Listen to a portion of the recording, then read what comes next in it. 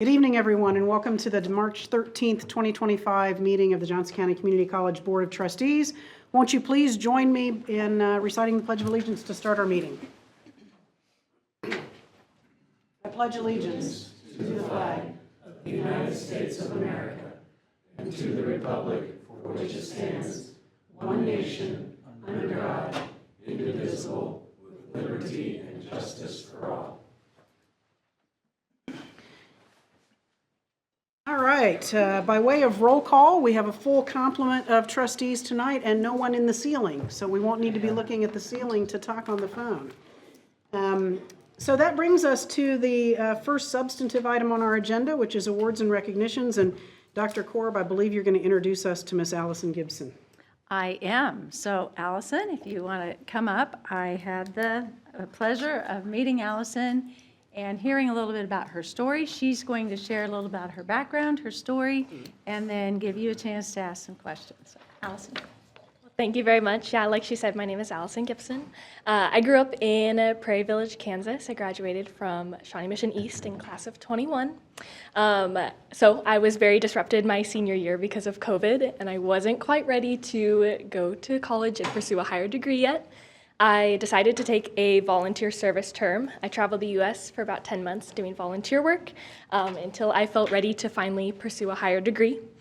I was interested in pursuing the subject of fashion, and the fashion program here at JCCC really piqued my interest. So I decided in spring of 23 to take all of my gen eds here at JCCC in one fashion class to see how the fashion program went for me and how JCCC was a fit for me, and I absolutely loved it.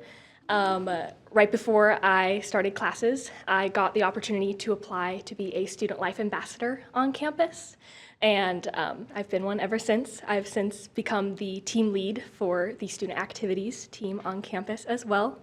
That comes with different responsibilities. I also coach the collegiate leadership team here on campus, which is very exciting. We're going in a couple of weeks to our competition. I graduate this semester. I'll be graduating with the Fashion Merchandising and Marketing Associates, as well as a couple of certificates I've picked up along the way in marketing, visual merchandising, things like that. Absolutely love JCCC, and I'm very happy to be here today. Thank you so much, Allison, for sharing your story. You know, COVID impacted all of us in different ways. And as a 2021 graduate, you had a very unique last couple of years of high school. My daughter, candidly, graduated in 2021 as well. Lovely. And so those last 2 years for you were very difficult. I always like hearing about gap years, but I usually hear about surfing and hiking. And so it's really cool that you did volunteer work. So kudos to you. Any questions or comments for Allison? Trustee Rattan. Could you give a couple of highlights of your service months? Yeah. What did you like the most? Yeah. And also, thanks for just jumping right in and getting involved. It takes a lot of courage to do that. Thank you. So I volunteered with AmeriCorps NCCC, if you're familiar. It is the 10-month-long service term that you serve on a team of 10 to 12 individuals, 18 to 24 years of age. There's 4 different campuses around the U.S. I was based out of Sacramento, California, so that was really exciting. I grew up in Prairie Village, graduated from Prairie Village, so getting to see another part of the U.S. was really exciting. We had different projects in Utah, Wisconsin, Seattle, Napa, kind of all around. I have a wonderful bond with the team that I was with the entire time. We try and do reunions once a year, and we do monthly little Zoom calls. So having that community and backing me up. I was also the youngest one on the team, so I have a wonderful group of peers to look up to and see what they're doing as well as just opportunities that it has given to me and opened my eyes to in life. Thank you very much. Trustee Smith-Everett. Thank you. Well, welcome. Thank you so much for sharing your story. I just wondered, speaking of memories, what's kind of your favorite experience or memory you've had with the fashion program? Oh my goodness. Honestly, the first one that comes to mind is our store planning class. It is such a fascinating thing to think about. All of our assignments and projects lead up to creating your own brand and store, that your final project is actually presenting the full image if you were to start a new brand and a new store entirely.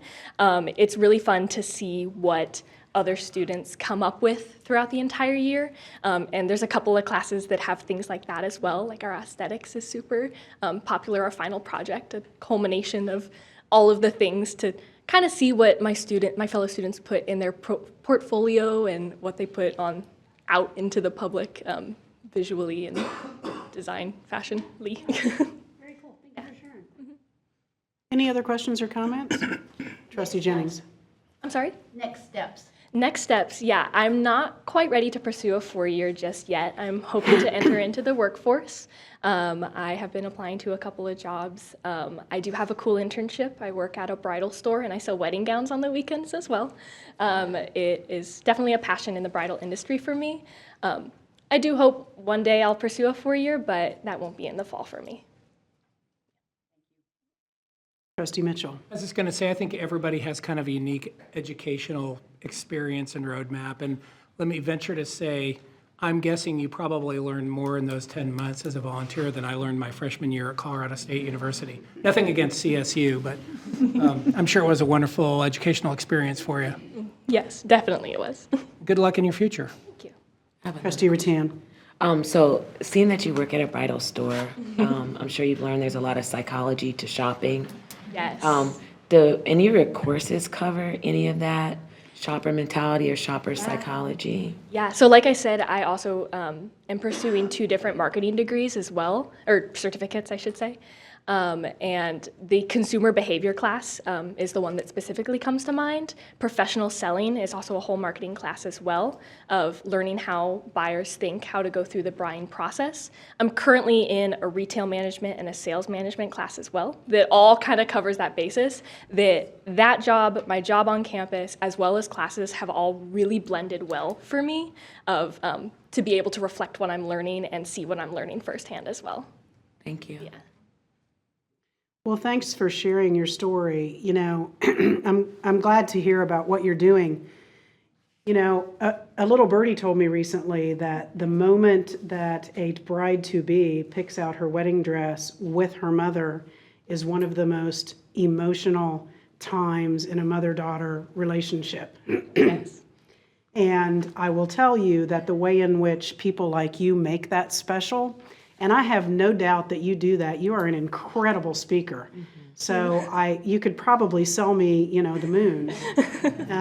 But having people like you who really, really, really are committed to that makes those moments so incredibly special because you get one shot at it. Yes. And yes. And so good for you that you're pursuing that, and congratulations on your about to be graduation. That'll be awesome. So thanks for sharing your story with us. Thank you so much. You bet.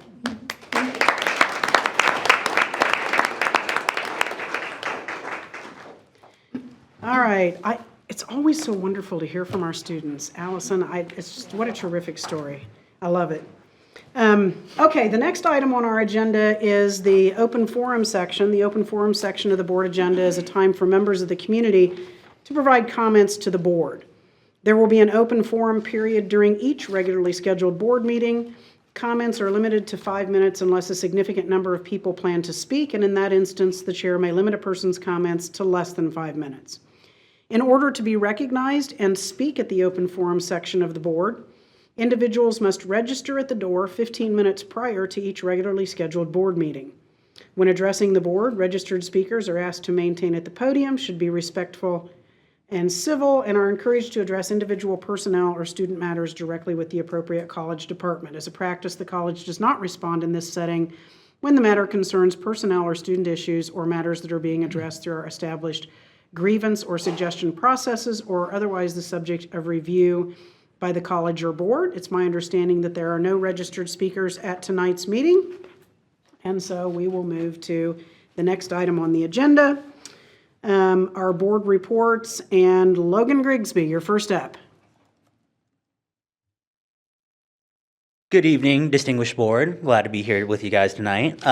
So we have no new clubs or organizations since our last meeting. We have approved 2 budget requests. We approved a budget request for Phi Theta Kappa, our on-site honor society, to travel to their Catalyst event, which is kind of their national wide yearly event, where I am told they will be honored with the Distinguished Chapter Award. We approved funding for the Black Student Union's Black Business Expo, which was the last week of February and was a huge success. We have elected 2 new senators since I have last met with you guys.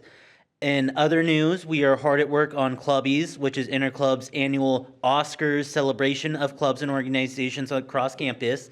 They have categories in which clubs can be, such as Best Event, Most Active Club on Campus, Best Service Project, and things kind of that regard.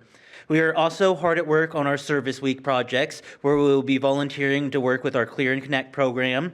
We will be doing a hygiene kit drive for Midwest Recovery Center, and we will be volunteering at Growing Futures Early Education Center.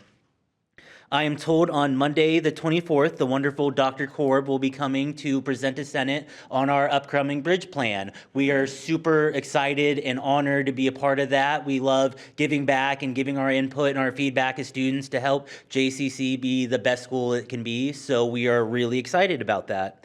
Last but certainly not least, we have our elections coming up where we will be electing, unfortunately, a new president as well as a whole new exec board. So the applications for that are currently open and will run till, I believe, the 27th of this month, and the elections will happen from the first week of April, so it'll actually be March 31st to April 3rd, and then the results will come out that Friday, which I believe is April 4th.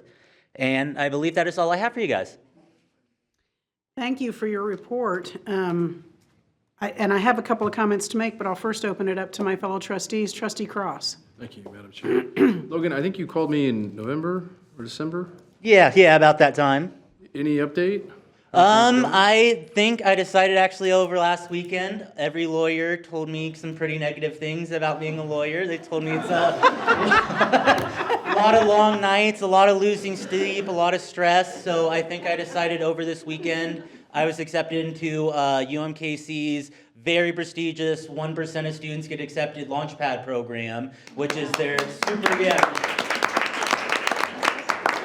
super business program. So I think I decided that money does talk. So I think I will be going for my Master's of Business Administration through UMKC now.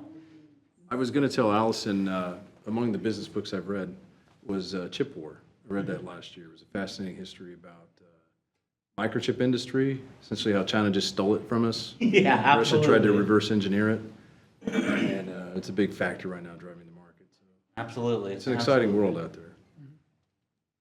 Trustee Rattan. I want to say thank you for your service and your leadership. The year that you lead passes really fast. I'm always shocked when it's up. Yeah. But you make a really big impact in a short amount of time. The other question I had, when you do elections, is it pretty much the VP is the typical successor, or do people come from the floor? That is actually not typically the case. I think by the time most people get elected to exec board, they're kind of on their second year, so they're going to be kind of graduating out. So there are some candidates that we are kind of eyeballing for president. We have another Gonzalez. His name is Oliver. So there's a good chance he may be continuing the family tradition by being the next president. But we're still waiting to see. But we definitely have several candidates that are very qualified for exec board positions that we're definitely eyeing and very much encouraging to be the ones to run. Thank you. Trustee Smith Everett. So I wasn't clear, and now I'm worried with your comments. Is this your last meeting, or is it just the elections and then next I will be the transfer? definitely be here next meeting in April, but I may be kind of switching off the balance and handing the baton on to the next president. I'm going to try to weigh it out and see how they feel, if they want to watch me give one presentation next time and then have them do the presentation in May, or if they want to be the ones hands-on with doing it. I do plan on being the president till the end of April, but my big goal is the transition of power can sometimes be rough. Sometimes they don't have enough time. So my big goal is to have them have as much hands-on experience going into next year as possible.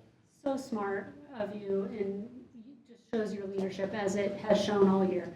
Thank you so much for everything you've contributed. We've really enjoyed your updates, and you've given us such a great view and understanding from the student perspective. So we will see you next month, and that means I can say the official goodbye at that time.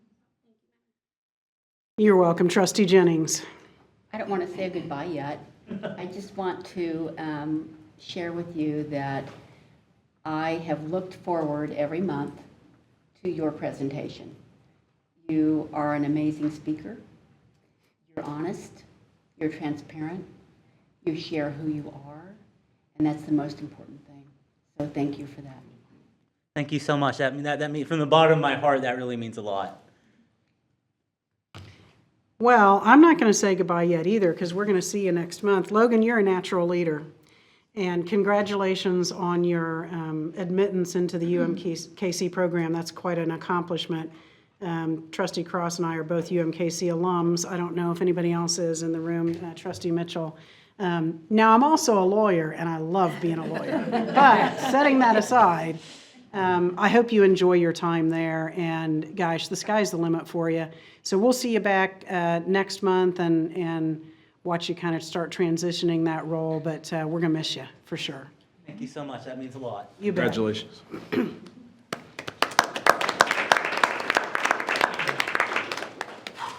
All right, next up is the wonderful Dick Carter with his report as our college lobbyist. I'm sure there's absolutely nothing going on in Topeka that you need to tell us about, but hopefully you came up with a nugget or two. That was a joke. Well, I was sitting there trying to figure out how I want to address some of my comments this evening. I'm only going to talk about 4 things. I know the report's long. I'm going to talk about a couple of bills that were introduced within the past week. I'm going to talk a little bit about the current budget situation and maybe briefly address a couple of the tax bills that seem to have at least some forward momentum probably until Monday. And so I'll talk about them in no particular order, but I think before I start my official comments, I guess as I was sitting in the gallery here trying to think about how I wanted to approach this evening's report, I'm reminded of when I was much younger, and probably some similar advice that I've had with my 2 boys, that the issue isn't always the issue, and that the action isn't always what gets the attention or the retribution, it's the reaction. And so I remind myself of that as I daily go into the State House and think about the things that are happening, because I think that's exactly where we're at right now. And so let me talk a little bit about where we're at with budget issues. We've known since last fall that the budget scenario would look very different this year, and I talked about that at every meeting, probably from October through the start of the session in January. We knew that it would be a rocky rollout. I guess maybe we didn't think about it would be a rocky ending either, but it is rocky. And I'm getting texts right now. I brought my phone up here because I'm still getting live updates as to what's going on. And the end isn't near. Nothing ever dies in Topeka. We know that. But we're nowhere moving forward. We're nowhere moving. I mean, we're not even staying in place right now. Right now, the budget scenario in the Senate Ways and Means Committee is that we are roughly at a flat position for FY25 minus $1 in each account. And so the accounts would be tiered, non-tiered, student success, B&I. There's a whole bunch of different accounts. That's not even important right now. That gives the Senate a conferenceable position when they start talking about the changes between the House and the Senate. We've moved beyond that with different amendments that are being offered and so far have not been accepted that would either zero out an account here or there or have different potential impacts on the budget. We're one of 19, and so this conversation continues to roll on. We're dealing with some effects of information that was provided to legislators that was inaccurate but has since been corrected. And so all of those different factors play into sort of where we're at. There appears to be an effort afoot to enact radical change via a budget. And I don't see that playing out in the end game either, but that's where we're at right now. So with respect to, and so as you sit around this table as an elected official, thinking about the decisions that you're making for this college and for this community, those are heavy decisions that you debate around this table. We're not really having a debate in Topeka right now. There's sort of an approach that is by force affecting the budget. I don't know that I'm going to continue to sit here when I sit down and see what else rolls in, because they're going to continue to work on the budget this evening. They have to have it finished probably by tomorrow in order to be able to start working it next week. I don't know that it will be done. I've said that about some other things with regard to deadlines and the way the advanced calendar is working this year for the legislative session. We're going to find ourselves with several items that probably aren't where they should be. Certainly not where people who deal associations. I mean, it's not just higher education. We're going to find this state in a different position with the way that things are rolling out of the legislature this year, and the time factor. So that doesn't give you a whole lot of information about where we are. That's exactly where we are. That we're feeling the same. We're feeling the same burden in Topeka, sitting in the committee, walking the halls of the Capitol, and I will tell you that tensions are high. And any time we find ourselves in that type of position, we go back to that whole action versus the reaction scenario, and it's very concerning. And that's exactly where we're at. I'm happy to try and answer more specific questions here in a little bit with regard to that. But I think that gives you a good idea of the heavy air that is going on in Topeka right now with regard to the way the process is rolling out. Let me talk a little bit about, so let me talk about a couple of bills that were introduced just this past week. One is an affiliation bill. The number is not important, but it's Senate Bill 293. I don't think it's going to even have a hearing. It is a bill that would put into statute permissive affiliations without legislative approval. I think it was done as part of a budget move or a lever to sort of say this bill's out here. 4 years can affiliate with, or 2 years can affiliate with 4 years. It never really got very far. I think as a result of some of the conversation that's going on right now, we're going to see a different affiliation bill that will likely be introduced tomorrow. Now keep in mind, committees really only are meeting Friday, Monday, and maybe Tuesday before the legislature starts working bills Wednesday through Friday of next week. And then we'll start that conference committee process of truing up differences in the bills between the House and the Senate the following week.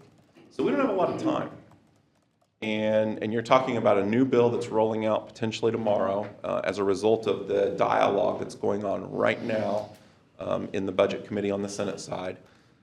I don't know what it's going to look like, but I'm guessing that it's probably not going to be permissive. And I'm guessing there's going to be some different, let's call them incentives, but they might not be favorable to all institutions that'll be included in that bill. Again, I've not seen the language.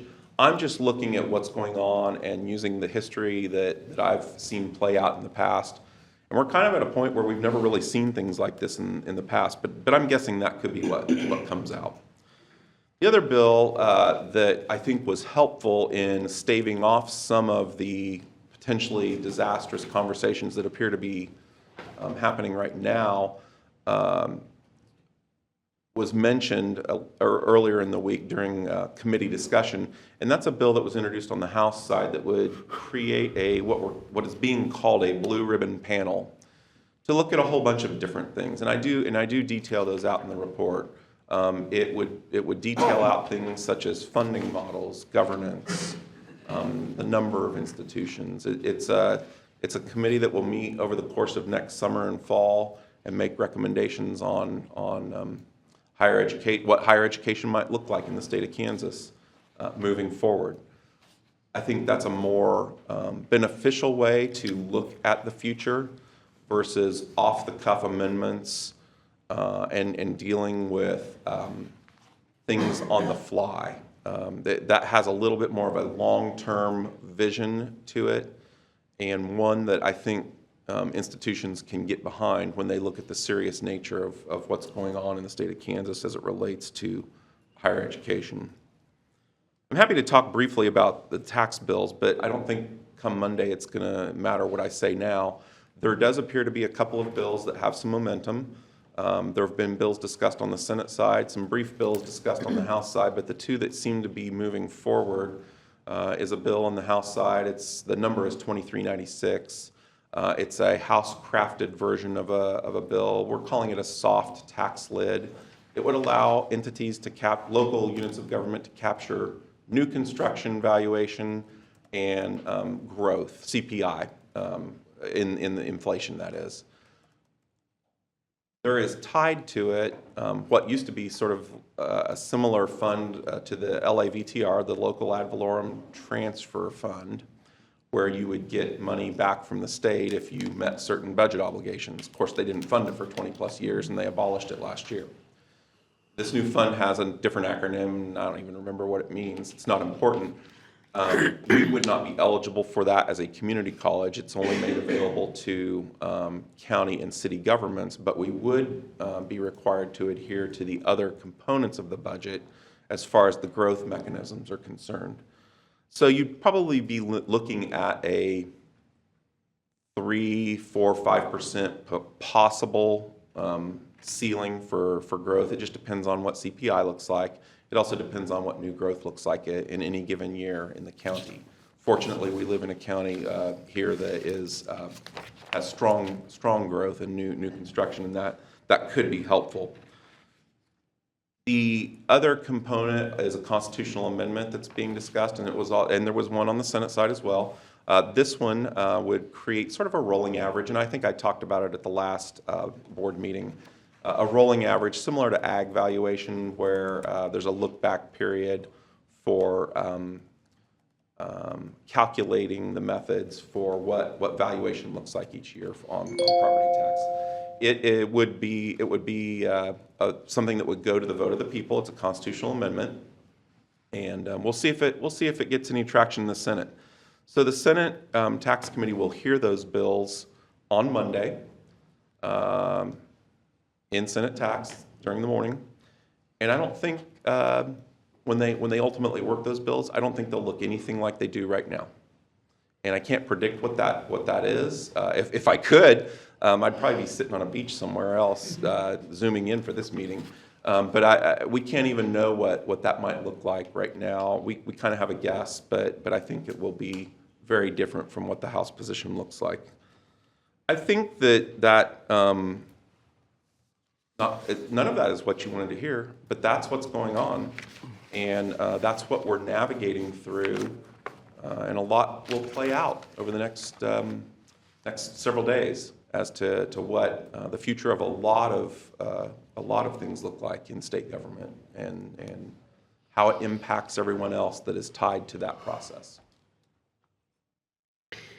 All right, well, thank you for your report, and thank you for your written report as well. There was a lot more information in there, and we appreciate you providing that. Any questions or comments for Mr. Carter or Trustee Smith-Everett? We'll start with you. Thank you for representing us in Topeka.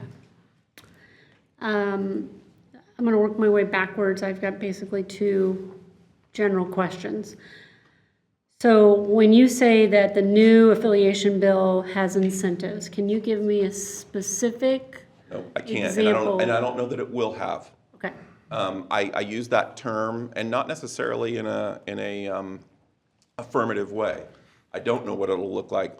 The other bill that is likely not going to be heard was permissive, and so we could talk with any two-year sector institution could talk with a four-year institution, or vice versa, about what an affiliation might look like. This one might have more of a forceful nature attached to it, is all I'm saying.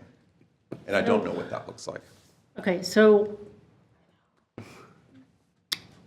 guess my follow-up to that is this coming from individual senators? Is this coming from a group that is trying to do this in many committees? Is this coming from committee, or can you even pinpoint? I think that there's a different view about budgeting on the Senate side versus on the House side.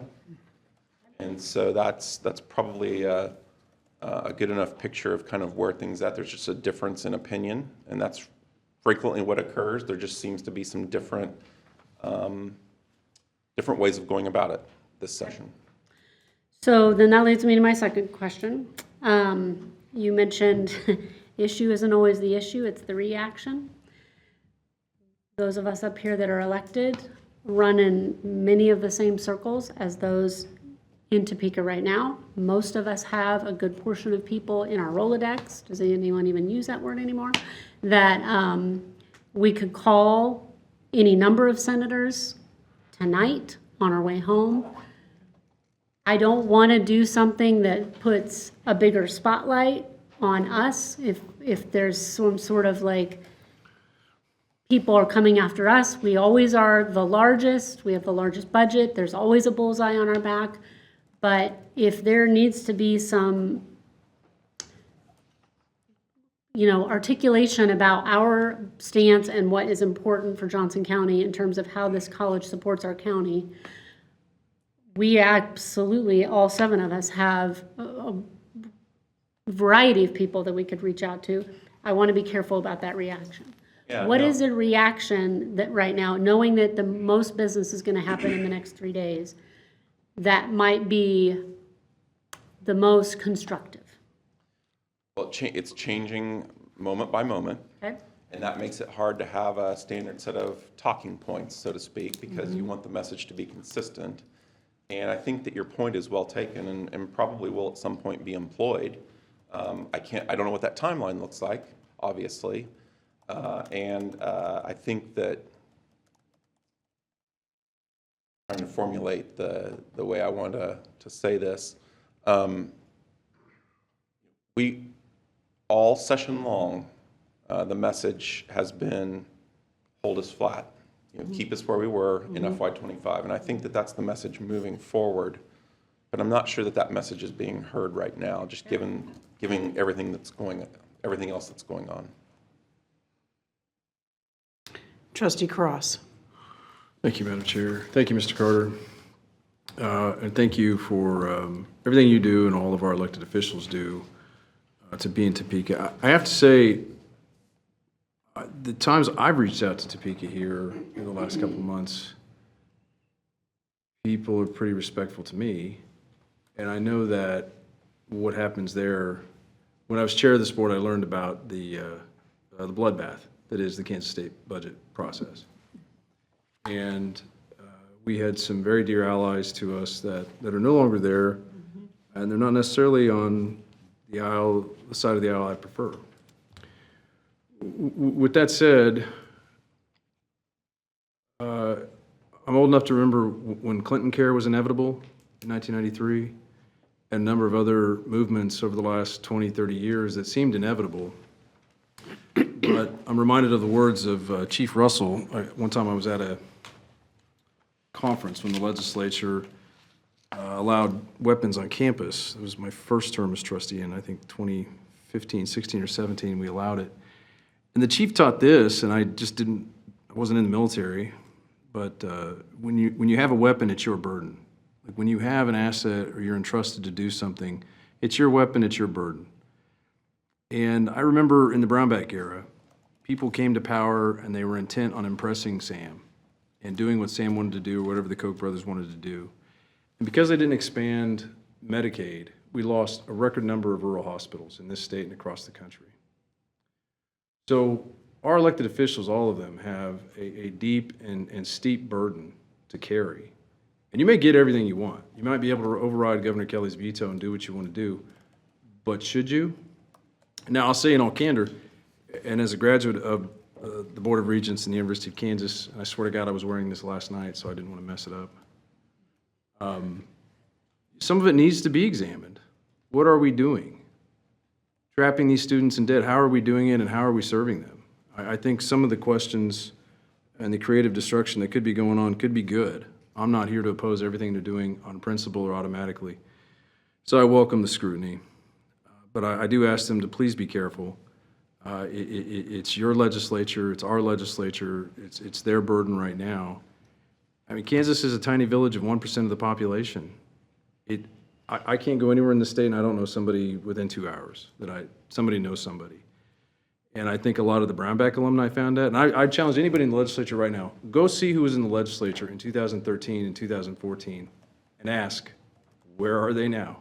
What are they doing? And they all thought they were going to be rock stars. They all thought they were going to catch Sam's attention, or when Trump came to power in 15, 16, 17, they're all trying to impress him. There's a shelf life on whatever you want to do, and the rest of us are just living in this village. We just have our friends. We just have our neighbors. And it may be a long-winded way of trying to cheer you up, but this will pass. And it could be bad, and I think some people are going to have to burn and feel the effects of their decisions. But there's just your constituent. There's just your district. There's just the people you serve. That's all there is. We the people. So thank you, Mr. Carter. Thank you, Madam Chair. You bet. Any other questions or comments? You know, at the risk of drawing sort of a silly analogy, it sounds like it's pretty chaotic, this budget process, and we kind of expected a little bit of that because it's a new process. It reminds me of when I decided one day that I was going to hang a new interior door in my house. Easy enough, right? So I went down to the store and I bought a door and I brought it home, and not so easy. Do you think there's a realization, or does there need to be, in Topeka that this is a lot harder than they thought it was going to be? And if there is that realization, is there just a, gosh darn it, I'm going to hang this door if I'm here for the next week and mess it up 15 times, or is there what I did, which was pick up the phone and call my in-laws to come over and help me hang the door? So I guess my question is, are we just going to keep going? It sounds like we're going to have trouble even getting anywhere. Or is there a realization, hey, we need to hit pause here and get some help, whatever that help looks like? Well, I always call the phone number and never even try to hang the door. I don't even go to Home Depot to buy it. But I think what we're watching play out is bigger than immediate input. It's a bigger play than what our daily advocacy looks like, and I think some of that has to play out. And then we have to start sorting the cards and figuring out how we start building that house back up again. And so I think that's really part of the issue. Is there are things at play that we might not really have influence over, because there's something going on over here that really, this is the issue over here, but there's something else going on. And so I kind of go back to that analogy that the issue is not always the issue. And so I think that's what we're watching play out right now. And it's going to be a tough couple of days. And I appreciate Trustee Cross's comments. I've been doing this long enough that it's sort of like a duck and water rolling off the back. I don't take these issues personally, but the loyalty that I have to the people that I represent, this is a big issue. And so that's kind of where we're at in that process. I didn't really provide an answer to your question, but Well, I think you did. I mean, there's more at play here than just simpletons like I are seeing. That kind of leads me to my next question, and you may not even have an answer to this, and that is, we're all watching sort of a daily change in terms of what we're hearing from the new administration in DC. Whether you agree or disagree, it doesn't really matter. It's changing rapidly, and there's all sorts of things coming down the pike. Is any of that sort of, and I'll use the word chaos, because to me it seems chaotic, but is any of that chaos influencing what's happening in Topeka? Or is Topeka kind of in its staying in its lane and sort of shutting that out? I mean, I think the answer is yes and no, because you're always going to see some of that flow with different mindsets that are playing out and strategies that are playing out in Topeka. I do think that there is, I think we are seeing management by chaos, and that creates a lot of uncertainty. And so then it leads people to think certain things that may or may not be real.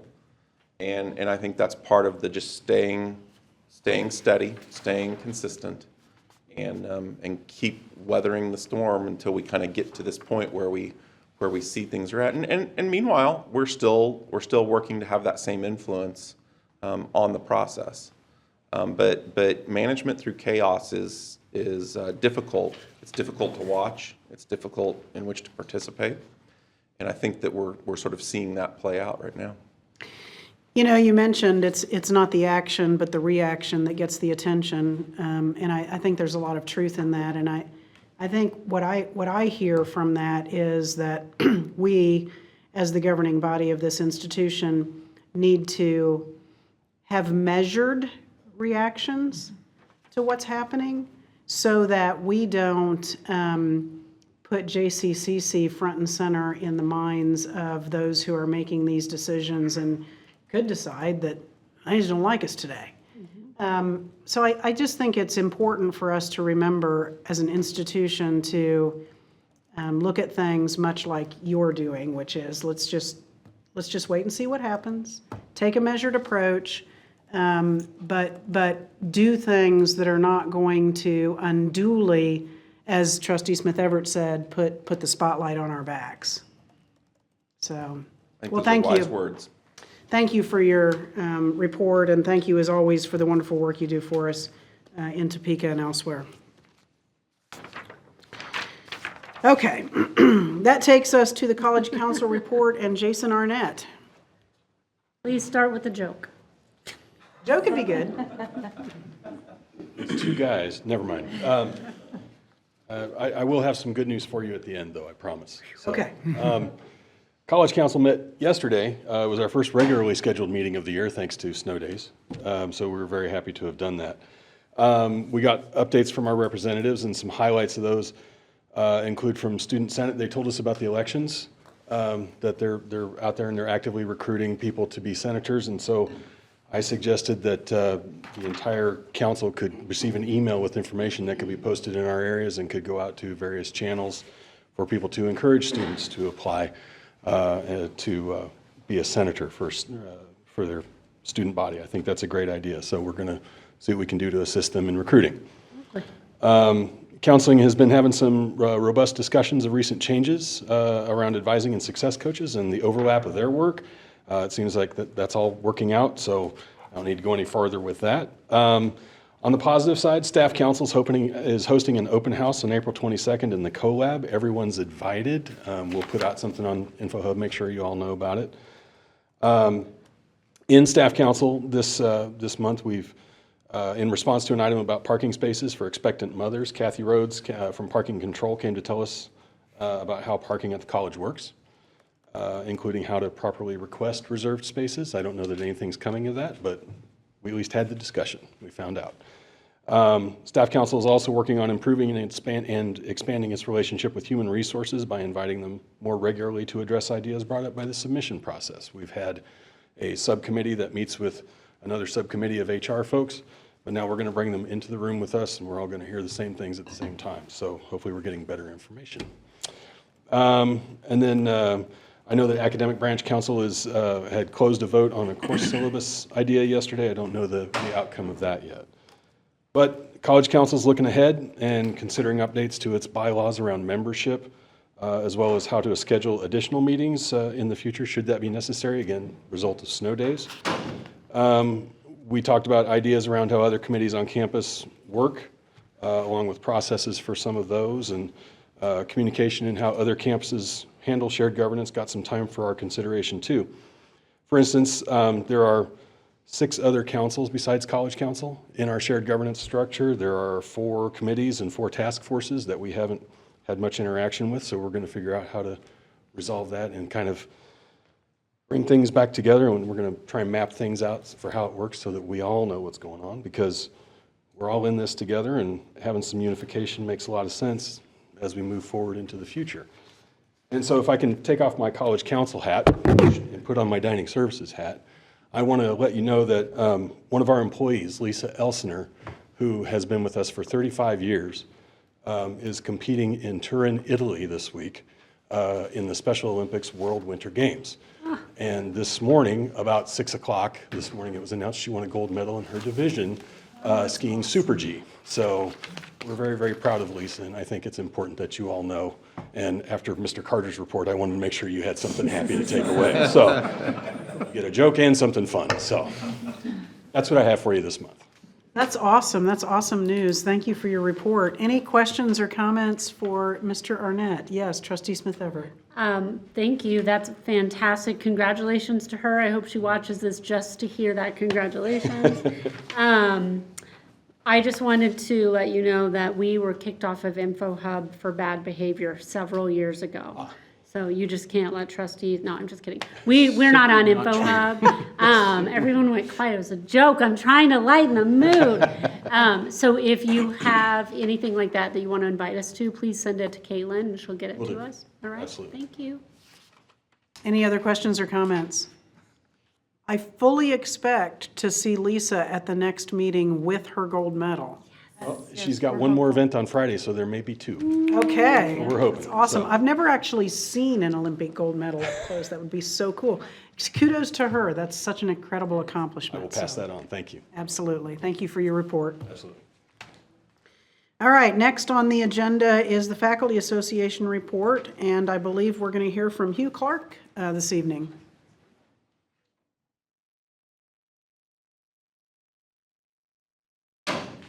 Good afternoon. Thank you for allowing me the time. I'm Hugh Clark. I'm the professor and chair of the Automation Engineer Technology Program in the Industrial Tech Division. The FA president told me they want to showcase other programs out throughout campus and invited me to come talk about that.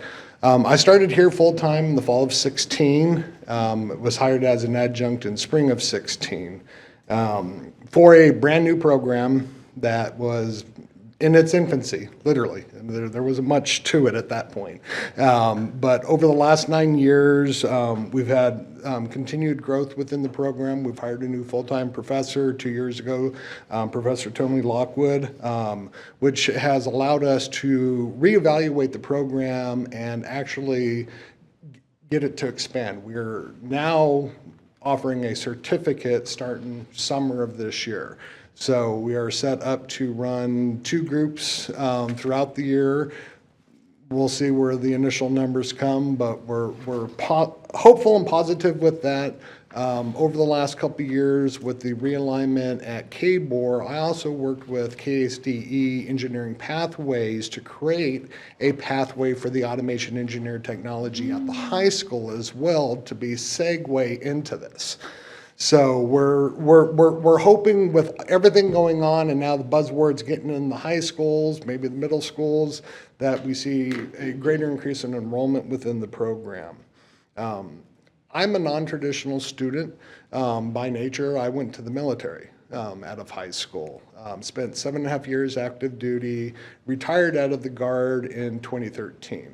And that's when I landed my first professor role. I was an adjunct teaching electronics at another technical college. I'll put it that way. I won't name names, but within there. But I found out that I had that passion and that I got the whole aspect of that service before self was always me. That's the reason why I went in the military, and I can give that back. When I get those light bulb moments, when I challenge those students, I let them fail on purpose, but safely. to learn that your way is not always the right way. So let's regroup and let's try this again. Let's talk about what way you should do it.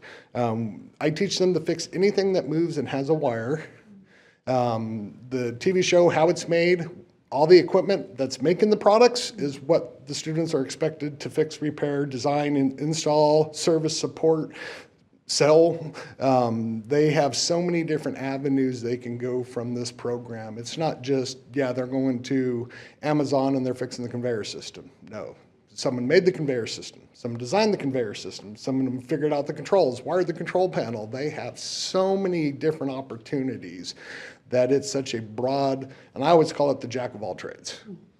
We're a little bit automotive, we're electrical, we're HVAC, we're mechanical. They got to know how to weld. They've got to be able to understand and critically think throughout the program. And that's what we try to instill is that critical thinking piece, which has been a unique challenge here the last couple of years for some reason, but we're working through that. But so I do a lot of work in the community, involved in a lot of veterans organizations, the VFW.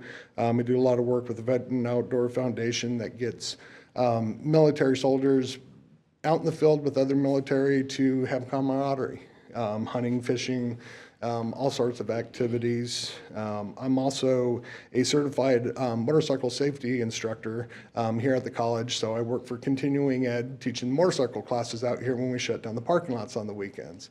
So it's just another way just to give back. So I have a lot of fun doing all that stuff. And one of my big highlights right now, being that non-traditional student, I am gonna finish my Ed.S. this semester from Pittsburgh State in education and leadership with a CTE focus. So as soon as I finish my statistics, I'm not a math person. And then my final aspect for my announcement is our FA party is on at Quivira Falls for the end of the semester. That would be May 23rd from 4 to 10 p.m. and all are welcome. I love that. Way to end on a high note. Thank you for your service. Any questions or comments for the Faculty Association report? Trustee Rattan.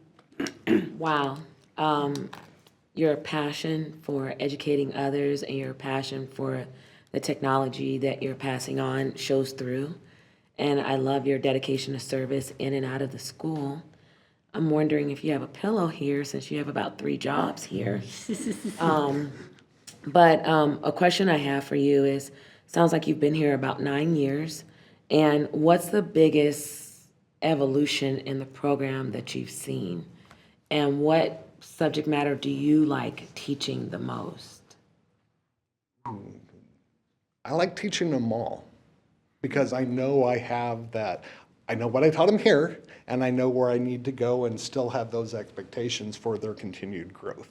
The overall aspect was our new facility, all the equipment to actually have a great student ratio to the equipment. Those were some of the biggest milestones for this program that started as a program, but the equipment came through the program at the time, so it was a little hard at the beginning, but overall, yeah, it's just the new building, the new facilities was a big step into getting us into our own space. Versus shared spaces that we have big equipment that takes up a lot of space. Mm-hmm. So I know most of you've toured through the building, the CTE upstairs at the end of the hall where all the nice equipment is, that is the automation lab. So that is the stuff that made really the big difference. Thank you. Trustee Smith-Everett. Thank you. Hugh, thank you so much for sharing. You are like a jack of all trades who teaches jack of all trades. Like you do all kinds of things and you teach it. That's great.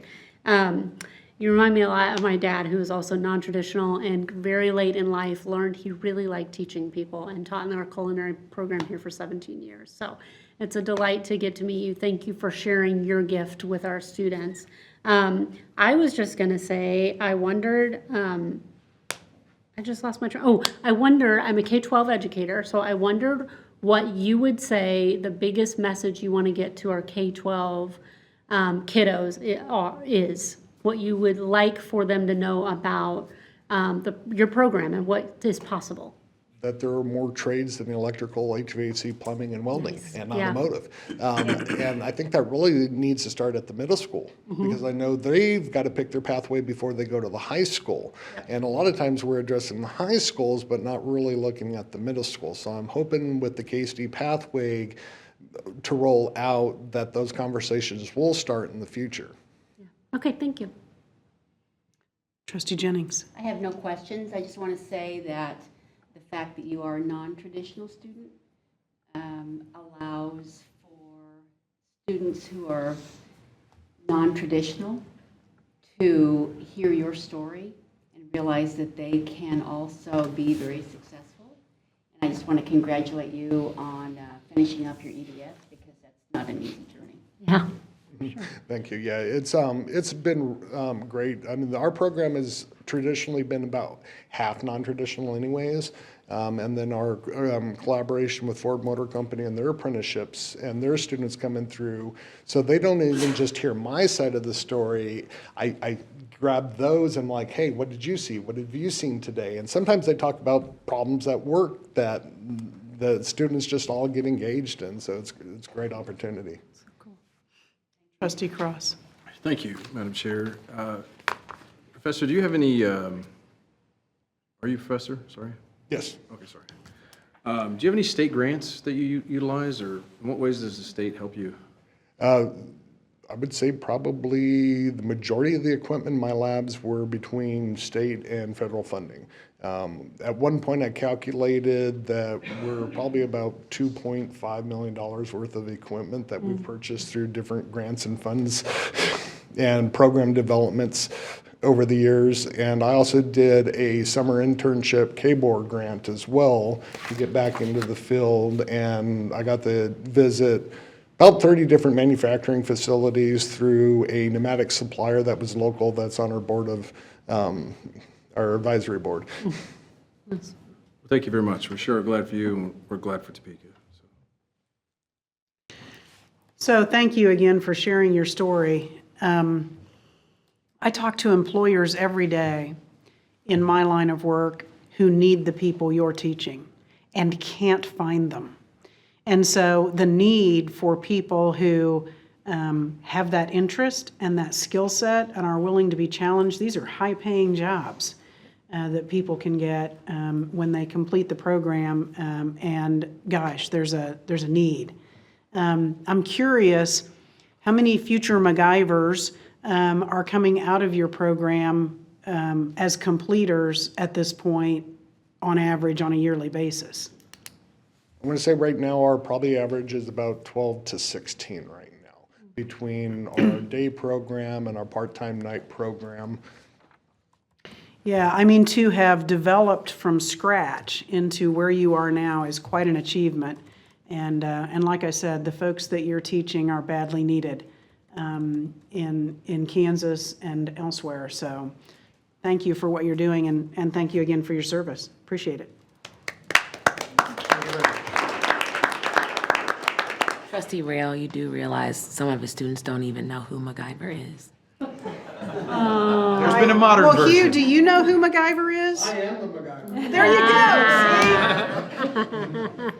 go, see? All right, Trustee Rattan, thank you for pointing out that I may be in a different decade than the rest of the... We know. They may not know.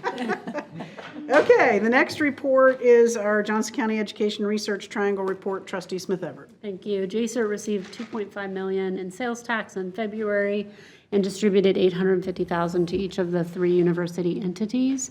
The February sales tax receipts were actually quite strong, representing one of the best February receipts that JCCC has had. If you'll recall, last month in my report, I indicated that January was one of the lowest, so it looks like the Johnson County economy rebounded quite a bit in February, and everybody spent all their gift cards and Christmas cash on in the month of February. JCCC transferred $150,000 more to each university entity in February over January.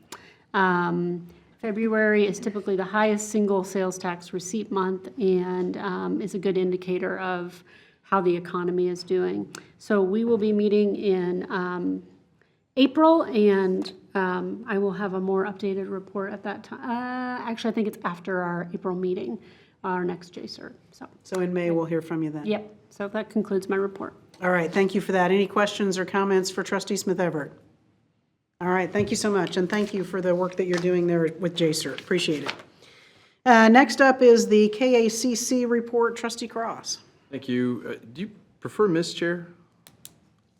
The notes I have here for actually the management committee says Ms. Chair, so I've always said Madam Chair, and I just wanted to apologize to you. 'Cause I really No don't need want to you- apologize. I've never been asked that question, so. Somebody wrote Ms. Chair. Whatever, so I was like, I'll answer to most anything, so.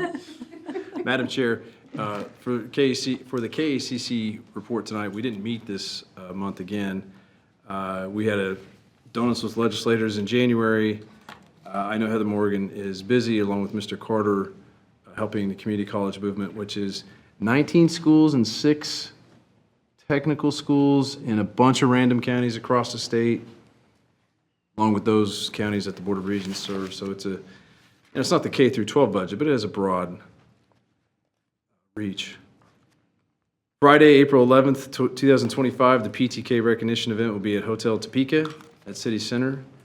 I know Trustee Hamel will be there. I'm not sure if I can be there. May 30th and 31st at Highland Community College in Atchison, Kansas. We'll have our first quarterly meeting of the year. I absolutely adore this position, and I thank this board, but I'm taking my son to Washington, D.C. that week. As to future meetings, will be held in Garden, Cowley, and then we'll be back at PTK in Topeka next year, and that's news in our world. I'll brief anybody that is bored enough to know why. But at any rate, that concludes my report, Madam Chair, and I've already waxed on too long tonight, so thank you very much. All right, thank you for your report. Any questions or comments for Trustee Cross?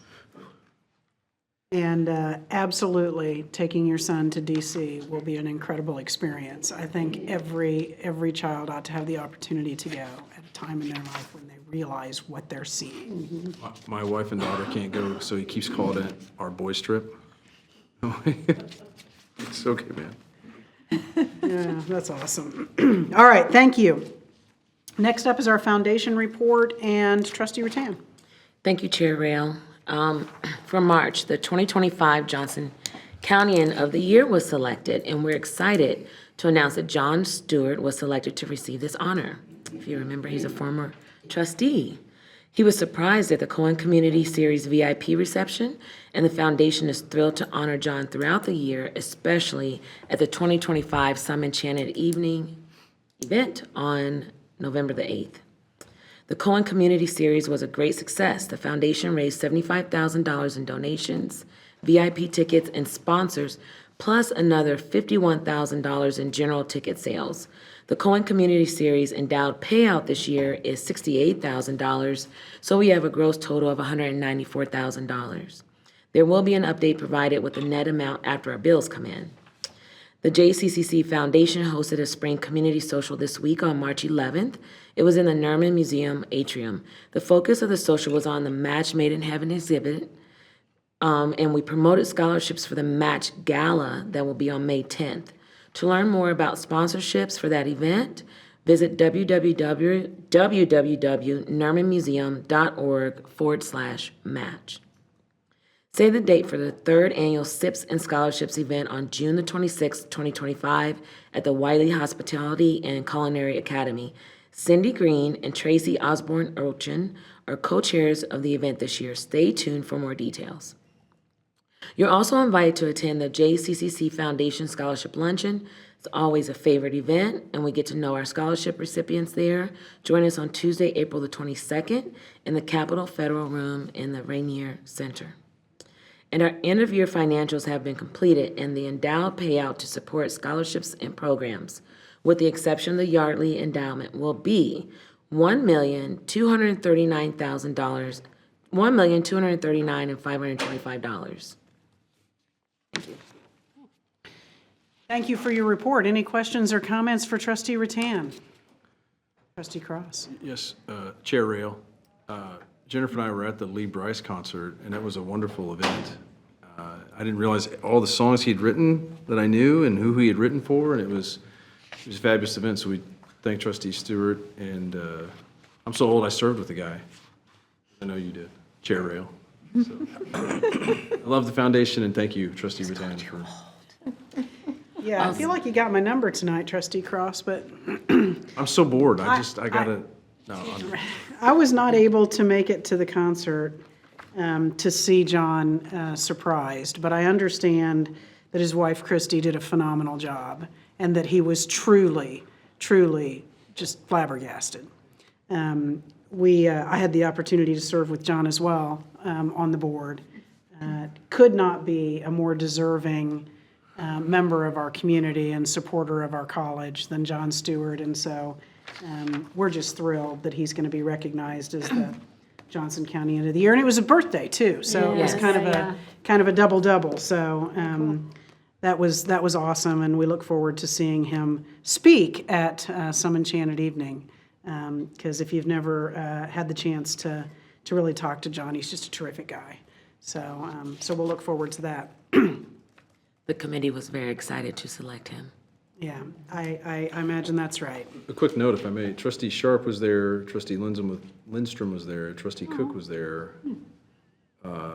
Trustee Stewart. I'm trying to think who all was there. It was we had never done that.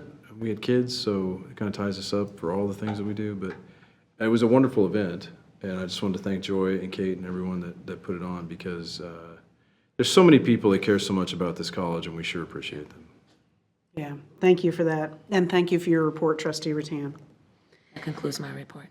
That takes us to the committee reports and recommendations, and first up is the Board Governance Committee and Trustee Mitchell. Thank you, Chair Rail. The Board Governance Committee met at 10:45 a.m. on Wednesday, March 5th, 2025 via Zoom webinar. The information from the meeting can be found on pages 1 and 2 of your board packet. First item is the review of the 100 series policies. Kelsey Nazar, VP and General Counsel, led the review of the following policy: Code of Conduct Policy 114.01, Code of Ethics Policy 114.02, Resolution of Censure Policy 114.03. The Board Governance Committee did not propose changes to the policies. Second item, retreat planning. The Board Governance Committee discussed a spring board retreat, which will be held April 24th, 2025 at 5 p.m. on the main campus. Pre-planned agenda topics include an overview of the facilities master plan, the final draft discussion of the 2025 to 2027 bridge plan. Additional item topics were discussed, and the agenda will be forthcoming. Finally, the 2025 Board Governance Working Agenda. Caitlin Murphy, Special Assistant to the President, presented a draft of the 2025 Board Governance Committee Working Agenda, and to it, I have a recommendation. It is the recommendation of the Board Governance Committee that the Board of Trustees approve the 2025 Board Governance Working Agenda. Second. Did we have a That was motion by recommendation, Trustee yes. Mitchell? So moved. And don't confuse me now. Motion by Trustee Mitchell, seconded by Trustee Cross. Do we have any discussion on the recommendation? Trustee Smith I Everett. have an inquiry. The board self-evaluation or self-review, is that something you guys are going to take up? I know it's been there. I think it was there last year. Is that something, we've talked about that for years, about starting that up? Is that something? Yeah, it's something we've had some discussions about, and I'll be honest with you, it's been tabled for a little bit. I need to have a follow-up conversation with Chair Rail about it. Okay. It's my fault. I keep opposing it. It's actually, I knew think it's somebody- actually my fault that it's been kind of tabled for a bit, so. Okay, we'll get just so on you know, the history of that was we always felt around the same time we review the president that we should do board self-reviews, and it's just not something we've ever put into practice, but I think it would be really good, especially because we'll have a new president at some point, and so we need to putting that new in place at the same time might be a good way to start, so. I'm worried what Mark Hamill will say about me, Trustee Hamill will say about me, so Mostly good, mostly good I stuff. think we can evaluate ourselves and then how we as all 7 of us operate. It's not like tattling on each other, I know. So I'll take all the fun out of it for you, Trustee I know, Cross. we discussed it, but, when we have our retreats, it's such a packed agenda that it just gets pushed to the bottom. So when I was on the committee, it was important, but just trying to find the time to debrief over it, and that's where you really get the value of the self-assessment, is to really chew on it and get the gems and the nuggets out of it.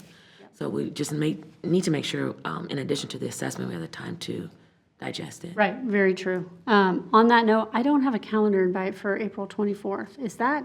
I sent the holds out. Yeah, I've got problems with my, Yeah, yep, we okay. can skip it, but My yes, everyone should have thing is not calendar. syncing with my phone. Okay, thank you. Madam Chair, I'd like to make a motion that we do an evaluation for Laura Smith Everett, Yeah, so there she it can know comes. how much we There all we love go. her. We do love her, for sure.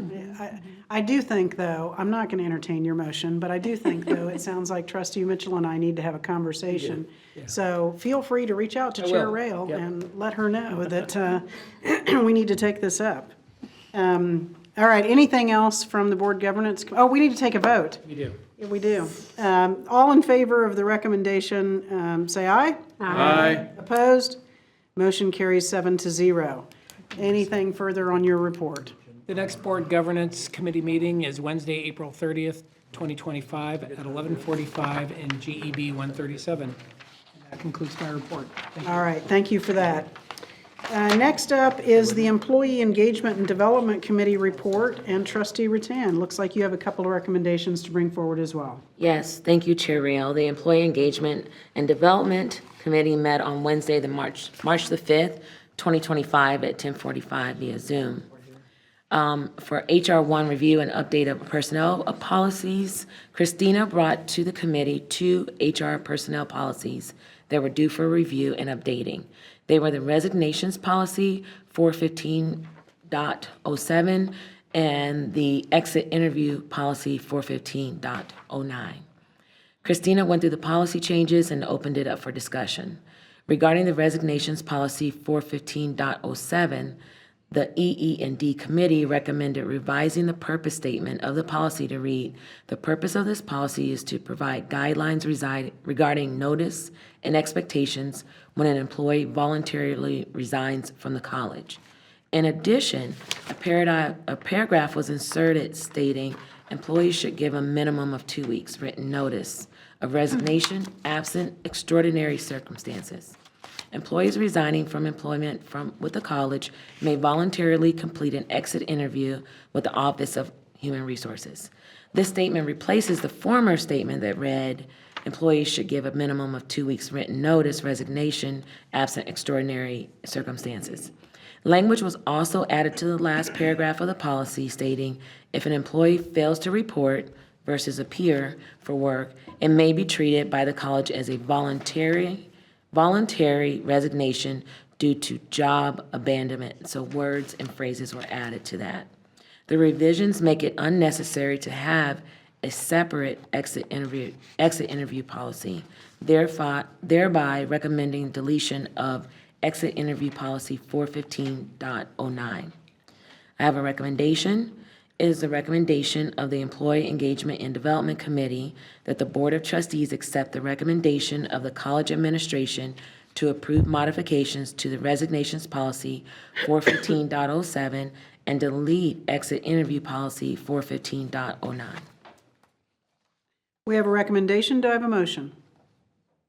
So moved. Second. Motion made by Trustee Mitchell, seconded by Trustee Cross. Any discussion? Hearing none, all in favor say aye. Aye. Opposed? Motion carries 7-0. You may proceed. This is under Agenda Item Monitor HR and Employee Engagement Strategies and Initiatives. Christina McGee, Vice President Human Resources, presented a draft of the Employee Engagement and Development Committee's working agenda for 2025 and discussed minor revisions made to the document for this calendar year. The 2023 Culpeper study was removed from the compensation plan, and the 4 KPIs indicator following the strategic plan goal have also been removed. And so another recommendation is, it is the recommendation of the Employee Engagement and Development Committee that the Board of Trustees accept the recommendation of the college administration to approve the Employee Engagement and Development Committee working agenda for 2025. Do I have a motion? So moved. Motion made by Trustee Smith Everett. Do I have a second? Second. Seconded by Trustee Jennings. Any discussion? Hearing none, all in favor say aye. Aye. Opposed? Motion carries 7-0. You may proceed.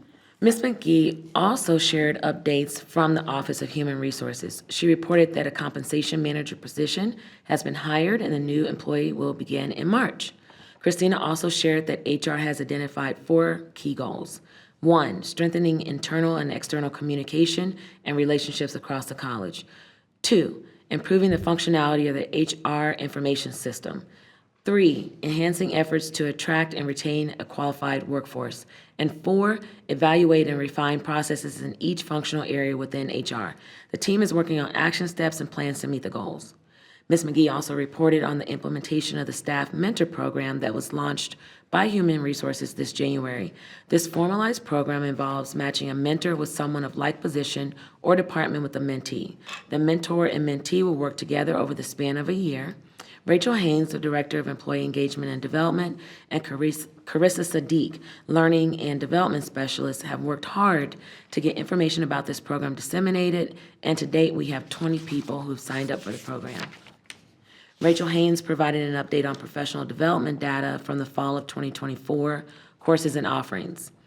Ms. Haynes also reported to the group that the psychology-based health and weight loss program, NOOM, which was launched to benefit eligible employees in January 25. Which was launched to benefit eligible employees in January, has had 255 out of 900 eligible employees sign up for the program. Employees have shared how much they enjoy this benefit, and the collective number of pounds lost between all participants is approximately 500. Barbara Cooper, Director of Human Resources, presented findings from the 2023 and 2024 Supervisor 360-degree evaluations. The rate in all categories was better in 2024 than 2023, except for one category related to resource management. The response rate for the number of people who participated in the evaluation was approximately 52%. Overall, Ms. Cooper summarized the trends, suggests that supervisors are strengthening their leadership, communication, and strategic direction, and the hope is this will all translate into workforce retention. Thank you, Chair Rail. This concludes my report. Thank you for your report. There was a lot packed in there. Any questions or comments for Trustee Rattan?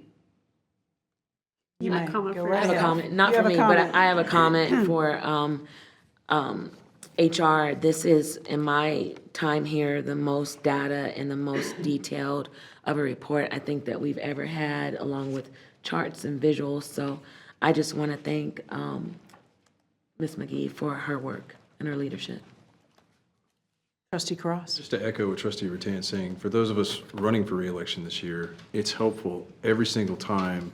We always get people on the margins who talk about how we quickly pass through everything and we don't review anything.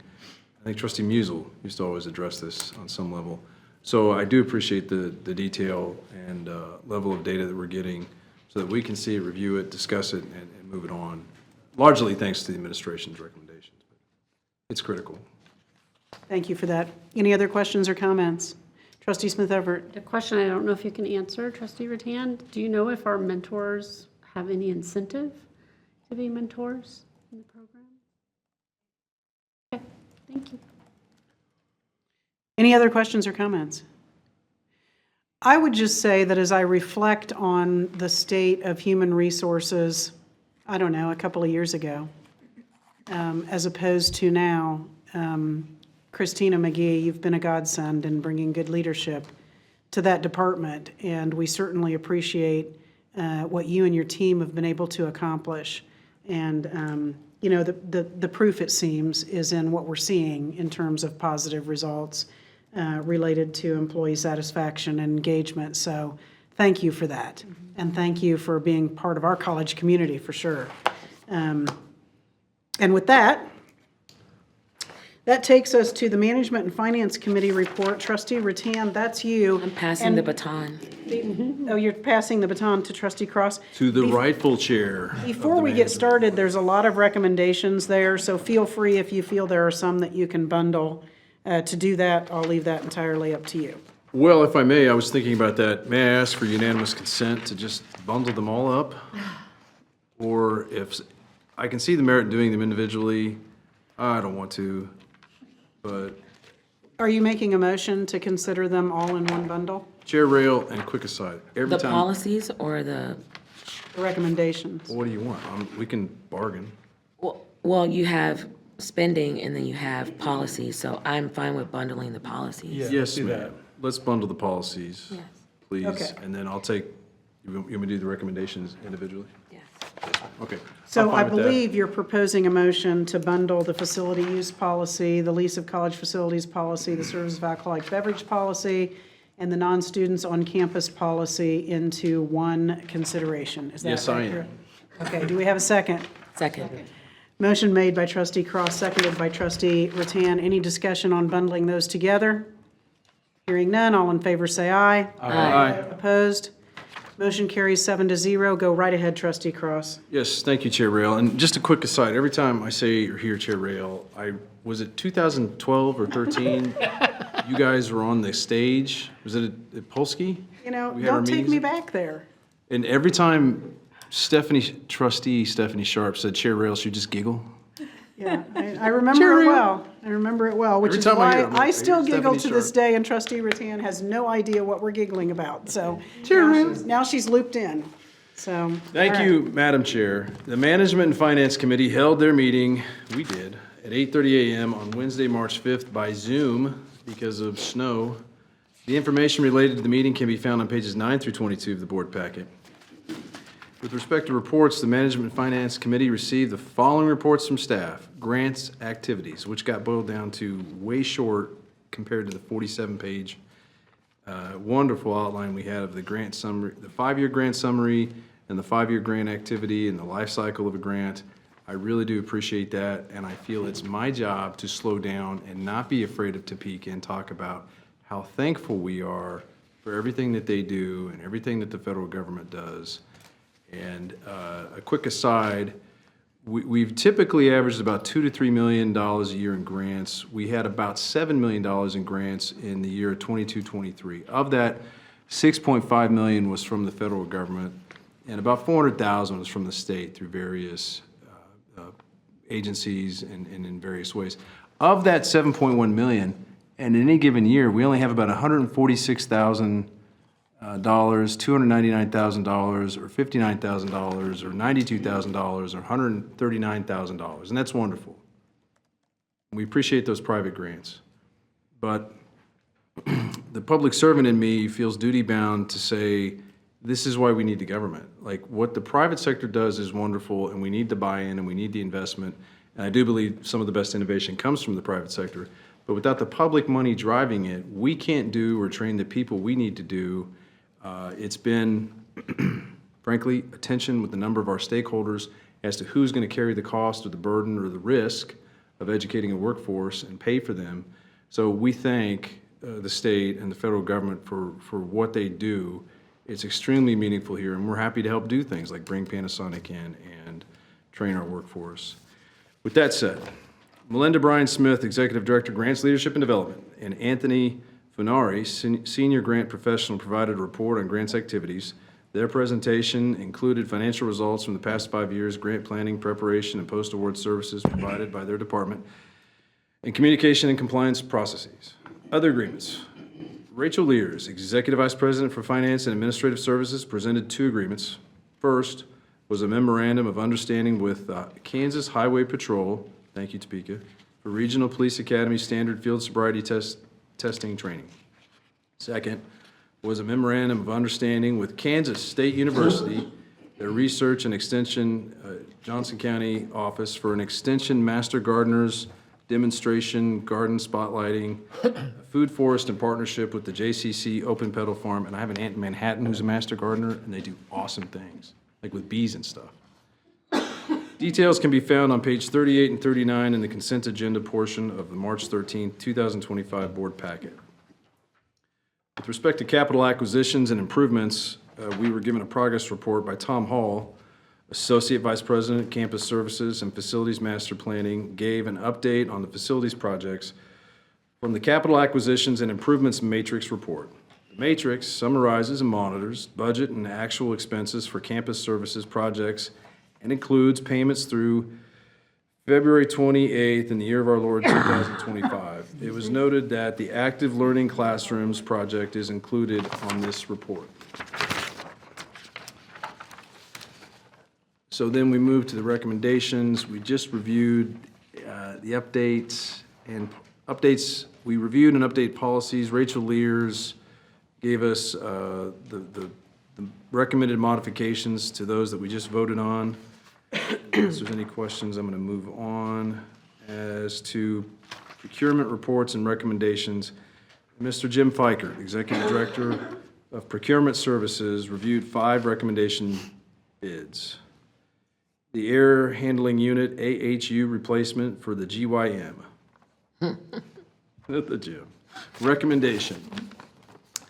It is the recommendation of the Management and Finance Committee that the Board of Trustees accept the recommendation of the college administration to approve the proposal from the SGI in the amount of $299,700 with an additional 10% contingency of $29,970 to allow for possible unforeseen costs for a total amount of $329,670.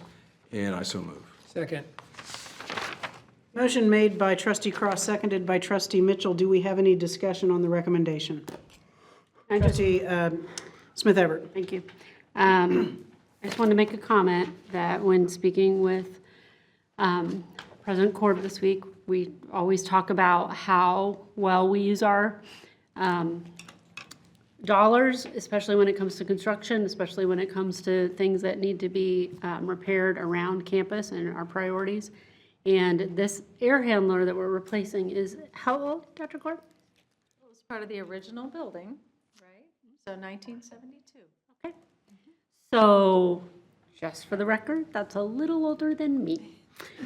So just for the public to know that we hold on to things as long as we can until it's absolutely necessary to replace them, and we are making sure to be really fiscally responsible with those dollars. So that concludes my comments.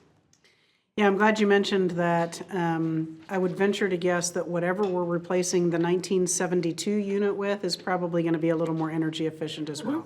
That's just a guess, but any other comments or discussion? Hearing none, all in favor say aye. Yes. Aye. Opposed? Motion carries 7-0. You can go on to your next one. Thank you, Chair Rail. With respect to active learning classrooms renovation, we have a recommendation. It is the recommendation of the Management and Finance Committee that the Board of Trustees accept the recommendation of the college administration to approve the proposal from Bull Creek Construction in the amount of $393,803 with an additional 10% contingency of $39,380 to allow for possible unforeseen costs for a total amount of $433,183, and I so move. Second. Motion made by trustee Cross, seconded by trustee Mitchell. Any discussion? Trustee Hamel. Yeah, thank you. I've brought this up multiple times. These classrooms are amazing. They're great in lots of ways. I love them and for many reasons, and other people do as well. But I'm going to vote no for it again. This is $1 million we're spending on these 5 classrooms, and we just raised tuition, $3 a credit hour. And I'd rather have not raised tuition than spend this $1 million, basically, is kind of what I'm looking at. So just want to make that statement. Okay. Any other discussion? Hearing none, all in favor say aye. Aye. Opposed? Nay. Motion carries 6-1. You may proceed. It is a recommendation, Madam Chair, of the Management and Finance Committee that the Board of Trustees accept the recommendation of the college administration to approve the proposal from Bull Creek Construction in the amount of $477,704 with an additional 10% contingency of $47,770 to allow for possible unforeseen costs for a total amount of $525,474. And I so move. Motion made by trustee Cross, seconded by trustee Mitchell. Any discussion? Hearing none, all in favor say aye. Aye. Opposed? Motion carries 7-0. You may proceed. Regnier Center restroom remodel. It's about time. It is the recommendation of the Management and Finance Committee that the Board of Trustees accept the recommendation of the college administration to approve the proposal from Centric Construction in the amount of $531,785 with an additional 10% contingency of $53,179 to allow for possible unforeseen costs for a total amount of $584,960. Strike that. $584,964. And I so move. Second. Motion made by trustee Cross, seconded by trustee Jennings. Any discussion? Trustee Smith Everett. I have a question. Tom, I apologize to put you on the spot about this. How many non-gendered bathrooms do we have in Rainier? Currently, we don't have any. Okay. Okay. Will this renovation change any of that?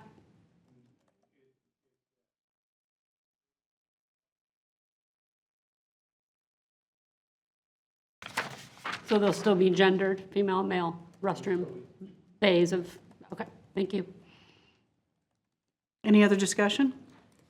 Trustee Rattan. I did ask that question on your behalf, and I think Mr. Hall said that it would almost double the cost of the bathroom to change it. I believe that was your answer.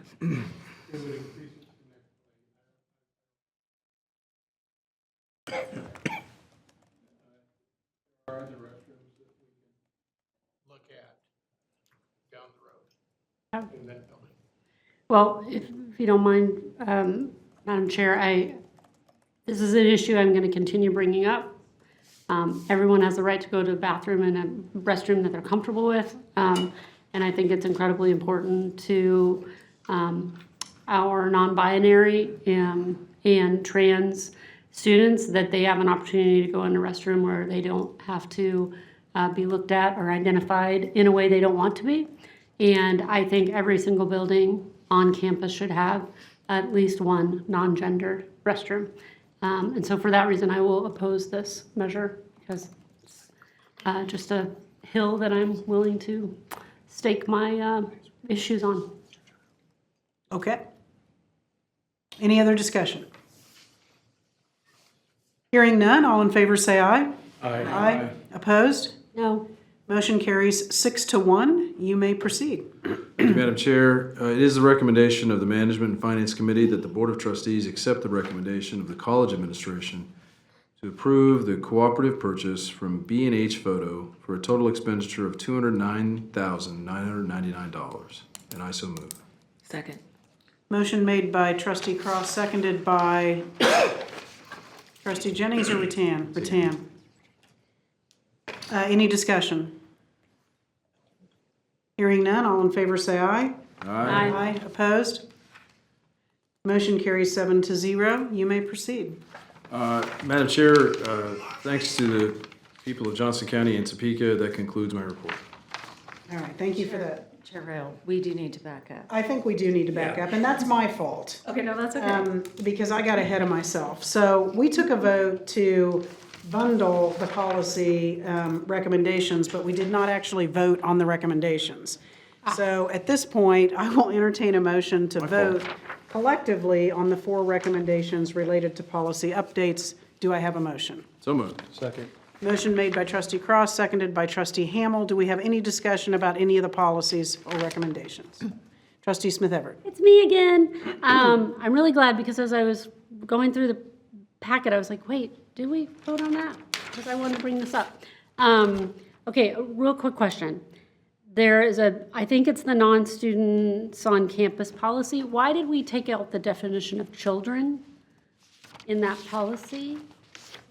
That's my understanding when I read it, that we've removed the definition of children. It now just says children should not be unsupervised on campus.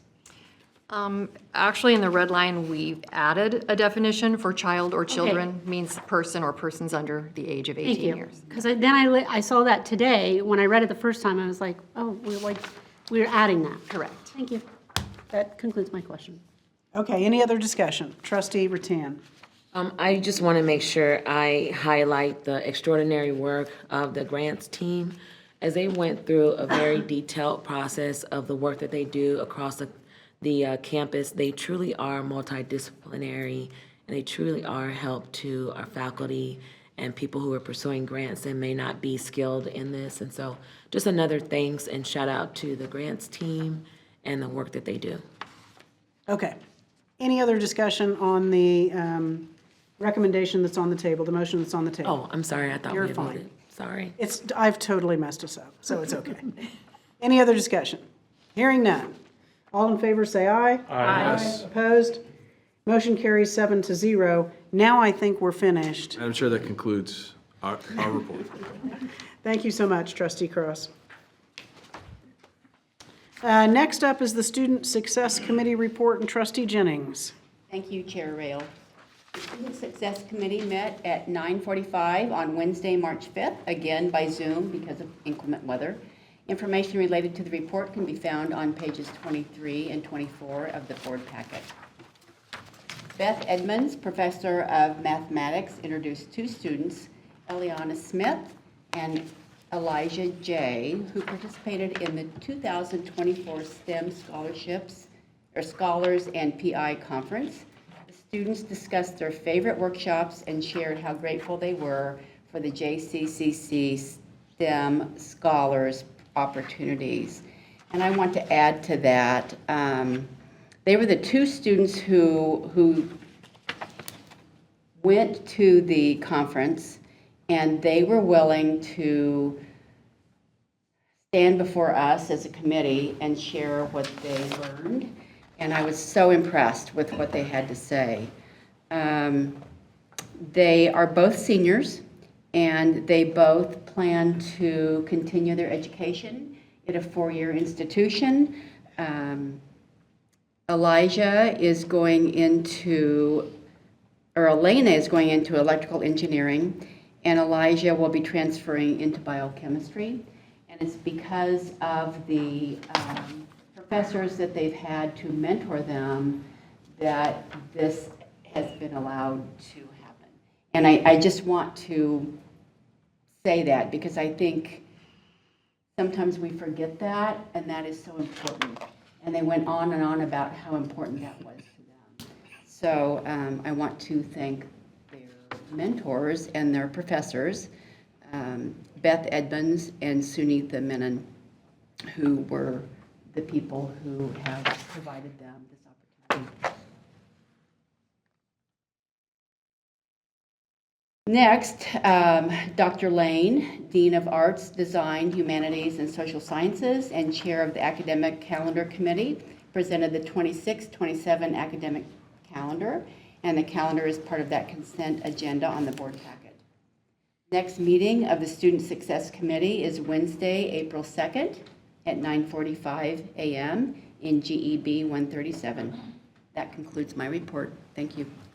All right, thank you for your report. Any questions or comments for Trustee Jennings? I think it's wonderful that students are getting an opportunity to come and Agreed. speak. I mean, what a great opportunity for them and for us to learn more about what's going on in the STEM Absolutely. That's what we're all programs. about. Next on the agenda is the President's recommendation for action, and we'll start with Trustee Hamel and the Treasurer's report. Thank you, Madam Chair. The board packet includes a treasurer's report for the month ending January 31st, 2025. Some items of note to include: state payments of $12,395,910 were received. An ad valorem tax distribution of $71,933,091 was received from the county treasurer. Expenditures of the primary operating funds are within the approved budgetary limits.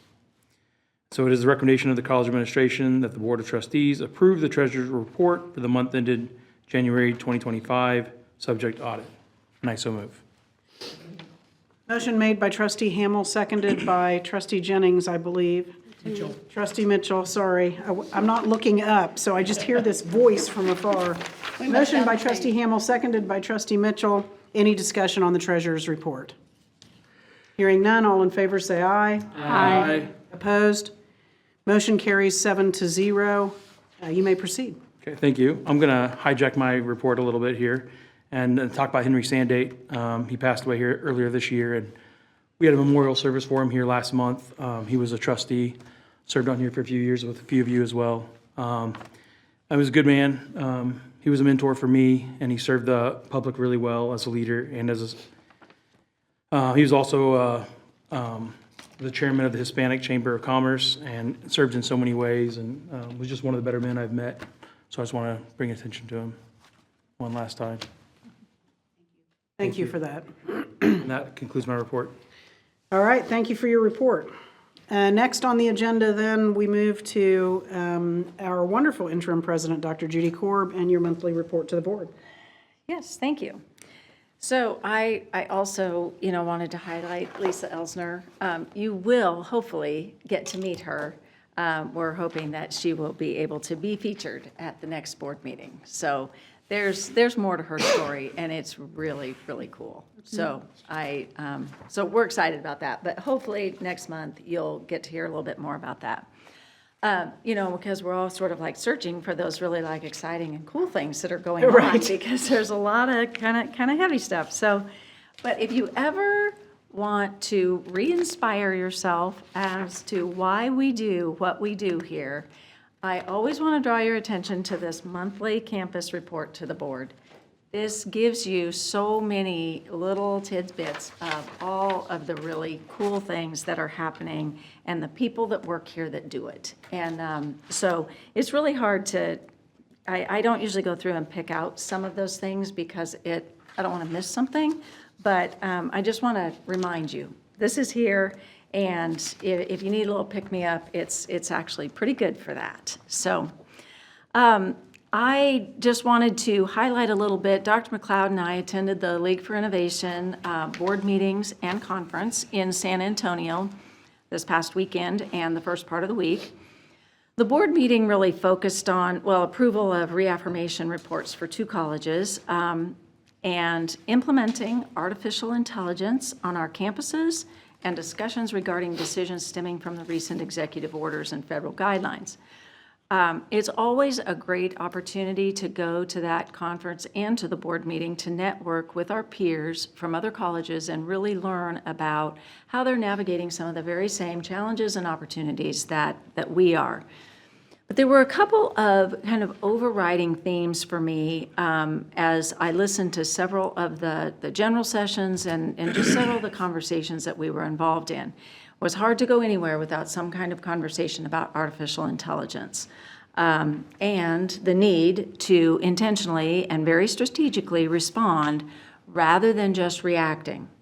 And so lots of conversation about how colleges are in different stages with AI, including things like denial and resistance, and then awareness and exploration, and finally, implementation or embracing the concept.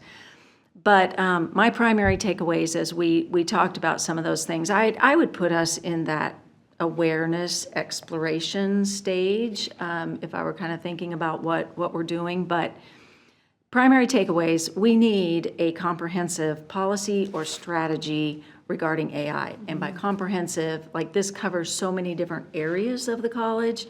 And so we need input from all of those areas and the impacts that it will have. But we really need a coordinated effort in thinking about that. So that's something that we can work on. The other thing that there was a lot of conversation about was how employers are going to expect students to have developed skills in using AI and in ethical principles of using AI. Lots of examples about how actually incorporating AI into assignments in the classroom and things like that help students figure out how do we use this in a really responsible manner. So lots of conversation around that. And then, of course, the whole idea of the changing landscape of higher education, how rapidly it's changing, and of course this is a community college conference, but a lot of discussion around how we are very well positioned to respond to many of those changes that are happening because we remain affordable, relevant, we develop skills and education for all students, and so we are really positioned well to be able to do that and respond. But a couple of things that stood out for me there as well, there was a lot of conversation about building pathways from non-credit to credit credentials. So figuring out, how you align non-credit curriculum with credit curriculum so that students can go through things in shorter bursts and get some credentials and validate the quality of that with some industry credentials that are recognized. the Higher Learning Commission has a credential lab, which is a group of people that are really looking at how do we credential or sort of validate the credentials that might be coming through some of these non-credit pathways that then lead to credit certificates, credit degrees, but being a little bit more proactive about that maybe than we have been in the past. So lots of conversation about that.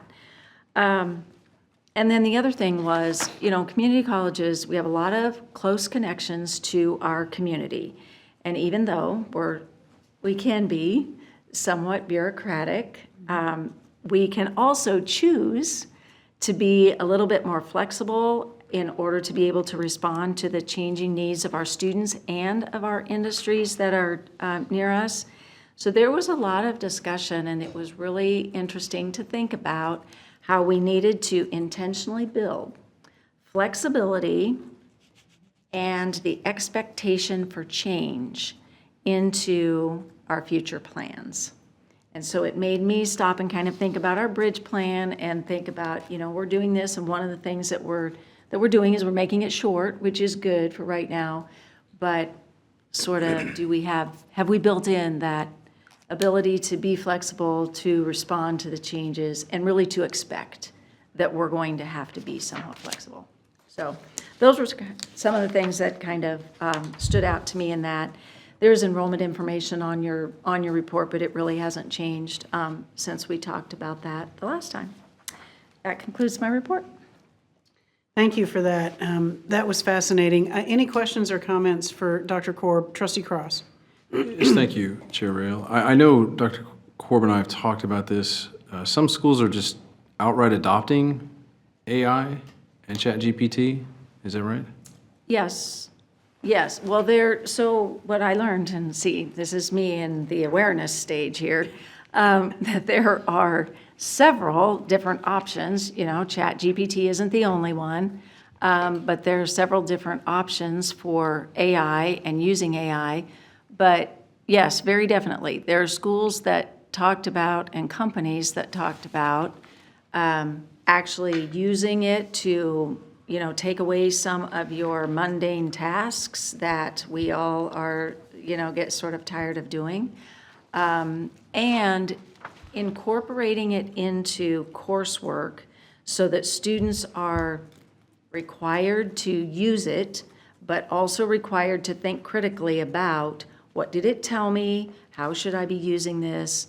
But very definitely, some colleges are incorporating it into the classroom, but also incorporating it into a lot of the areas where we gather data, and then actually in the data analysis and being able to use it. Lots of colleges talking about how they're using it with student retention and that kind of thing. I think it's very wise. I'm looking at a Fortune article here about how Arizona State was the first, I guess, last year to partner with somebody, OpenAI or ChatGPT. And a number of states from Utah to California, up and down the East Coast, Texas, and really the only one I care about is Missouri. Missouri's doing it, we're not. So let me lay that out there. But I think it's good. Isn't the goal to be able to watch the student history, to see what they're doing, so that we can monitor what they're doing on some level, so that we know they can use it as a tool? And I don't mean to be a big brother, but I don't want them cheating either. So if we just incorporate it and make it a part of a system, right? Is that the strategy? I think that's evolving. I don't think we actually really know the answer to that exactly. I think it's a combination of a lot of different things that we would be looking at. You can't just adopt it and embrace it and not know what your strategy is around it. That's why we have to have some of those conversations and have a comprehensive look at how will we use it. But I just don't think that we can ignore it, or, I think we have to intentionally look at what do we need to do with it and what's our plan. And I don't know the answers to that yet. Yeah, I have the ChatGPT app and I use it every week, so I do see it as help. And I think eventually the college will see it as help in the long term, especially when you think about like tutoring. I was even telling my son if he didn't understand a math problem to pop it into the chat GPT because it would break it down. So I think long-term, we will see it as an enhancement and a help to our students when it's used correctly.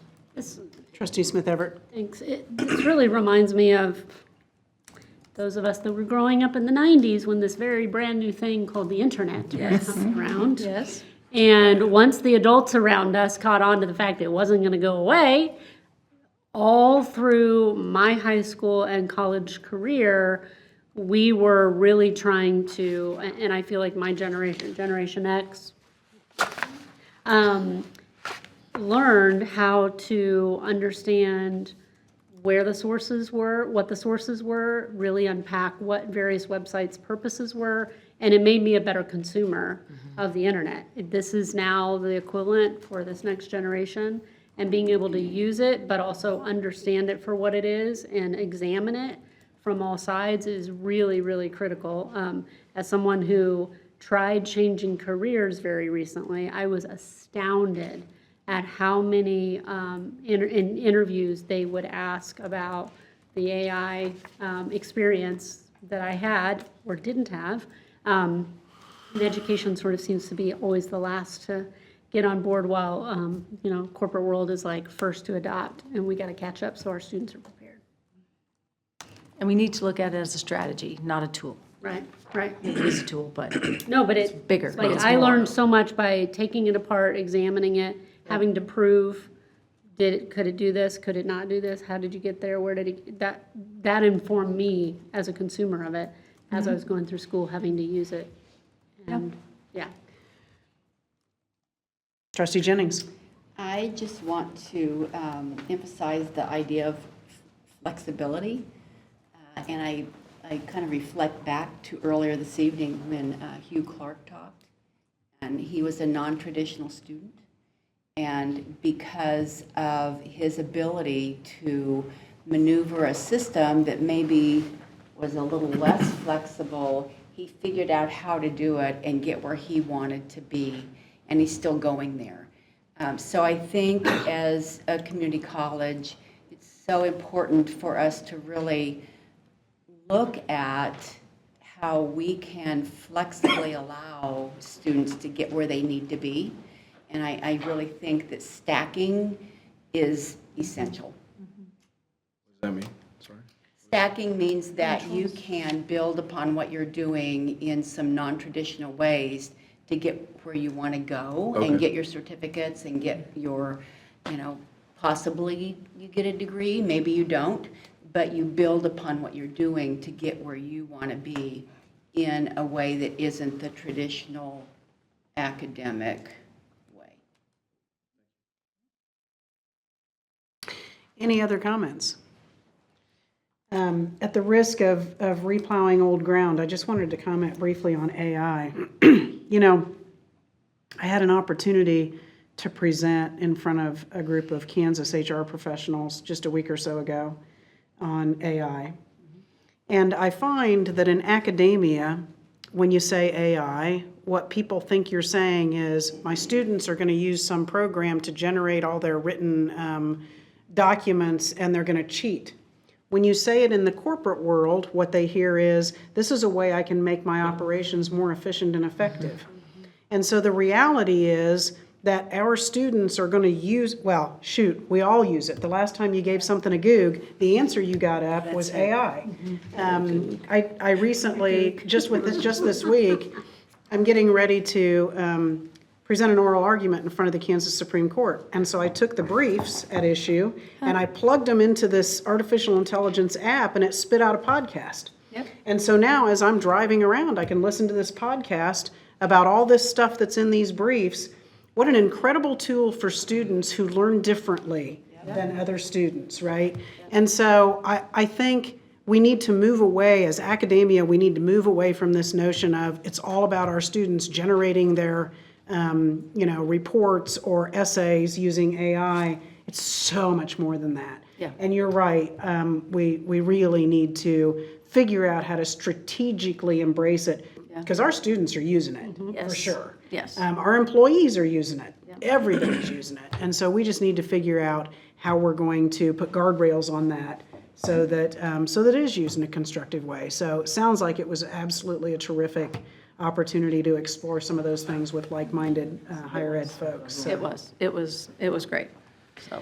All right, Trustee Hamel. Sure, if I may, obviously, it's here, we got to figure out how to use it. And I had somebody reference it to spell check and how quite a bit people in academia was so opposed to spell check and it was going to harm our students and their future. And again, it's here, people are using it. And I've talked to numerous people that they now process so much more writing code. They can do like significantly so much more code, but they process it and then they have to go back through and they have to know enough to check it to make sure it works. But one of the things that I learned here this week, and I was talking with Laura about this as well, is I heard it takes about 100 times more electricity to put something in AI, ChatGPT, than it does through a Google search. And so as this explodes, we need to figure out if we're ready for this, how we're going to handle this, process this. And I've talked to people in the construction industry that when they're putting in these servers to handle and house the AI, they're putting in power plants right next to it just for that AI server. So that's kind of the plan going forwards with all of them.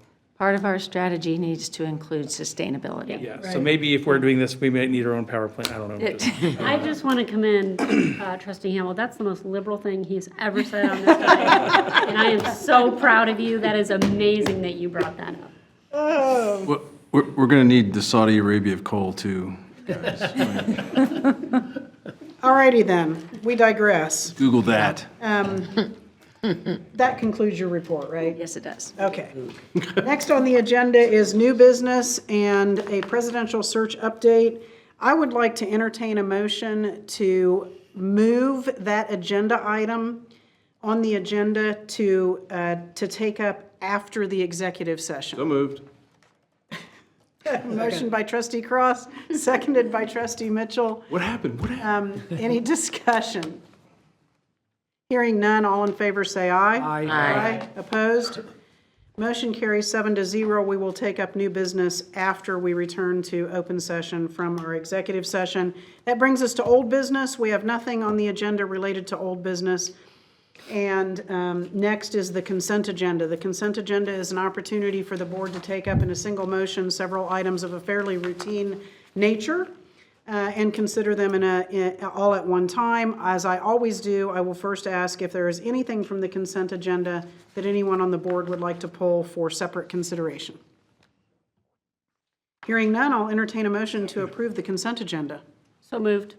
Motion made by Trustee Smith Everett. Second. Seconded by Trustee Rattan. Any discussion? Hearing none, all in favor say aye. Aye. Opposed? Motion carries 7-0. That brings us to our executive session, and I would like to entertain a motion to go into executive session for consultation with legal counsel regarding negotiation of a contract which would be deemed privileged in the attorney-client relationship. No action will be taken during this session. The executive session will last for 30 minutes. So moved. Beginning at, and I'm going to ask the group here, can we start at 7 o'clock or do we need to take a bio break and start at 7:05? I'm ready. 7 o'clock? Yep. All right, we will start at 7 p.m. and end at 7:30 p.m., at which time open session will resume at this same location. We'd like to invite all trustees, outside counsel Dan Boatwright, and Kelsey Nazar. Do I have a motion? So moved. I'm sorry? Trustee Hamel Cross? Second. Seconded by Trustee Hamel. All in favor say aye. Aye. Opposed? Motion carries 7-0. Executive session will begin at 7 o'clock. It is 7:30 and we are back in open session from our executive session. No action was taken. And at this time, we'll move to the next item on the agenda, which is the presidential search update. I have the opportunity to bring before the board a couple of motions. Before I do that, just by way of update, the board, following the work of the search committee, the board has been engaged in extensive dialogue around the candidates for our next president. and had an opportunity to visit for a long period of time with each of the candidates to review tons of information about their background, what other people had to say about them at their current and prior institutions, and just an opportunity to really delve into each of them. I would be remiss if I didn't say that we had 3 incredibly qualified and talented candidates to be our next president, and that was a great position for us to be in. It presented us with a hard choice, but what a great spot to be in. And we certainly thank everyone who participated in the process. Ultimately, we have to make a decision, and so I'm bringing before the board a couple of motions, and we'll start with the first motion, which I will entertain a motion to select Dr. Tony Mixa as the next president of Johnson County Community College, effective July 1st, 2025. Do I have a motion? So moved. I have a motion by Trustee Smith Everett, seconded by Trustee Cross. Everybody wants to second that motion. We're really excited. I'm going to open it up for discussion, but I will ask that any kind of general comments we hold until after we've voted on both of the motions that I'm going to present. We'll have some time to do that then. So any discussion about the motion to select Dr. Tony Mixa as our next president? Hearing none, all in favor say aye. Aye. Opposed? Motion carries 7-0. I'd now like to entertain a motion to approve the written contract that has been presented and negotiated with Dr. Tony Mixa. Do I have a motion? So moved. Motion made by Trustee Rattan, seconded by Trustee Mitchell. Any discussion about the contract? Hearing none, all in favor say aye. Aye. Opposed? Motion carries 7-0. So this is an incredibly exciting time for our college, and I have asked Caitlin Murphy to invite Dr. Mixa to call in to the meeting at this point. Dr. Mixa, do we have you there? I'm out here, if you can hear me. We can hear you, and I'm looking at the ceiling because that's what I always do because the speakers are in the ceiling. So we are incredibly excited, Dr. Mixa, congratulations, and we wanted to offer you our personal congratulations, to welcome you to our college, and to give you an opportunity to say just a few words if you'd like. I know we're putting you on the spot, but you're our next president. So Well, go ahead. well, great. Well, thank you so much. First, I really want to thank the board. I really appreciate you giving me this opportunity. I am really excited to be a part of Johnson County Community College. It's an innovative institution, truly a forward-thinking institution. I'm really excited to be there. I look forward to getting to know all the employees, of course, working with the board, faculty, staff, administrators, and then definitely the community to continue making the college one of the greatest colleges, one of the greatest community colleges in America. So really looking forward to being a part of it and can't wait to get there on campus and get going. So thank you again for this opportunity. Well, thank you for that. And gosh, we sure look forward to seeing you here on campus. I think, if I'm not mistaken, that Caitlin has put together a box of goodies for you, and we'll be getting that out to you soon. It arrived this morning. It arrived this morning. Ooh. All right. Yes, so I'm already wearing a piece of the gear, so I really appreciate it. Look at you. We can't even see you. So that's awesome. We're so excited. So with that, I'll open it up for comments from my fellow trustees. Trustee Smith Everett and then Trustee Rattan.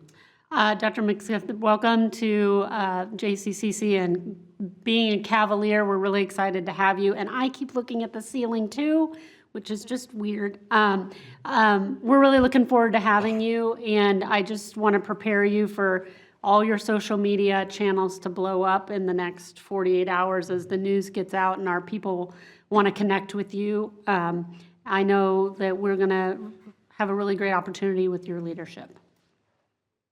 Great, thank you. Looking forward to it. Trustee Rattan. Dr. Mixa, it was a joy to meet you and to interview you, and I can hear your energy that you had at the interview and excitement for coming to this college when we met and even through the sky. So I definitely look forward to working with you and setting you up for success. Thank you very much. Well, Dr. Mixa, thank you so much for calling in. I know how excited your wife is to be relocating. I could hear her on the phone the last time we spoke. And so we're real excited to bring both of you here and have you be a part of our community. So with that, please go celebrate, and we'll see you soon. Definitely great. Well, thank you very much. I really appreciate it. We'll talk to you all later. All right, thank you. Bye-bye. Trustee Smith Everett wants to discuss, go ahead, you have the floor, wants to discuss sort of transition planning and how that will work with the board. So as I've become one of the older trustees on this board, I'm holding historical knowledge I want to share with you all. With our last president, we recognized that we had not ever had a transition plan from the Board of Trustees. There's, of course, our fabulous HR and our team on campus. But ACCT says that one of the really critical roles that a board plays is making sure that a new president is onboarded and is successfully introduced to the community as well as critical partnerships. So I wanted to, I'd already brought it up to our Madam Trustee, our Madam Chair, and wanted to bring it up to you all. I'm going to recommend, and I think the Chair Rail is considering having it go through Governance Committee. There is an article from ACCT that I'll forward to you tonight.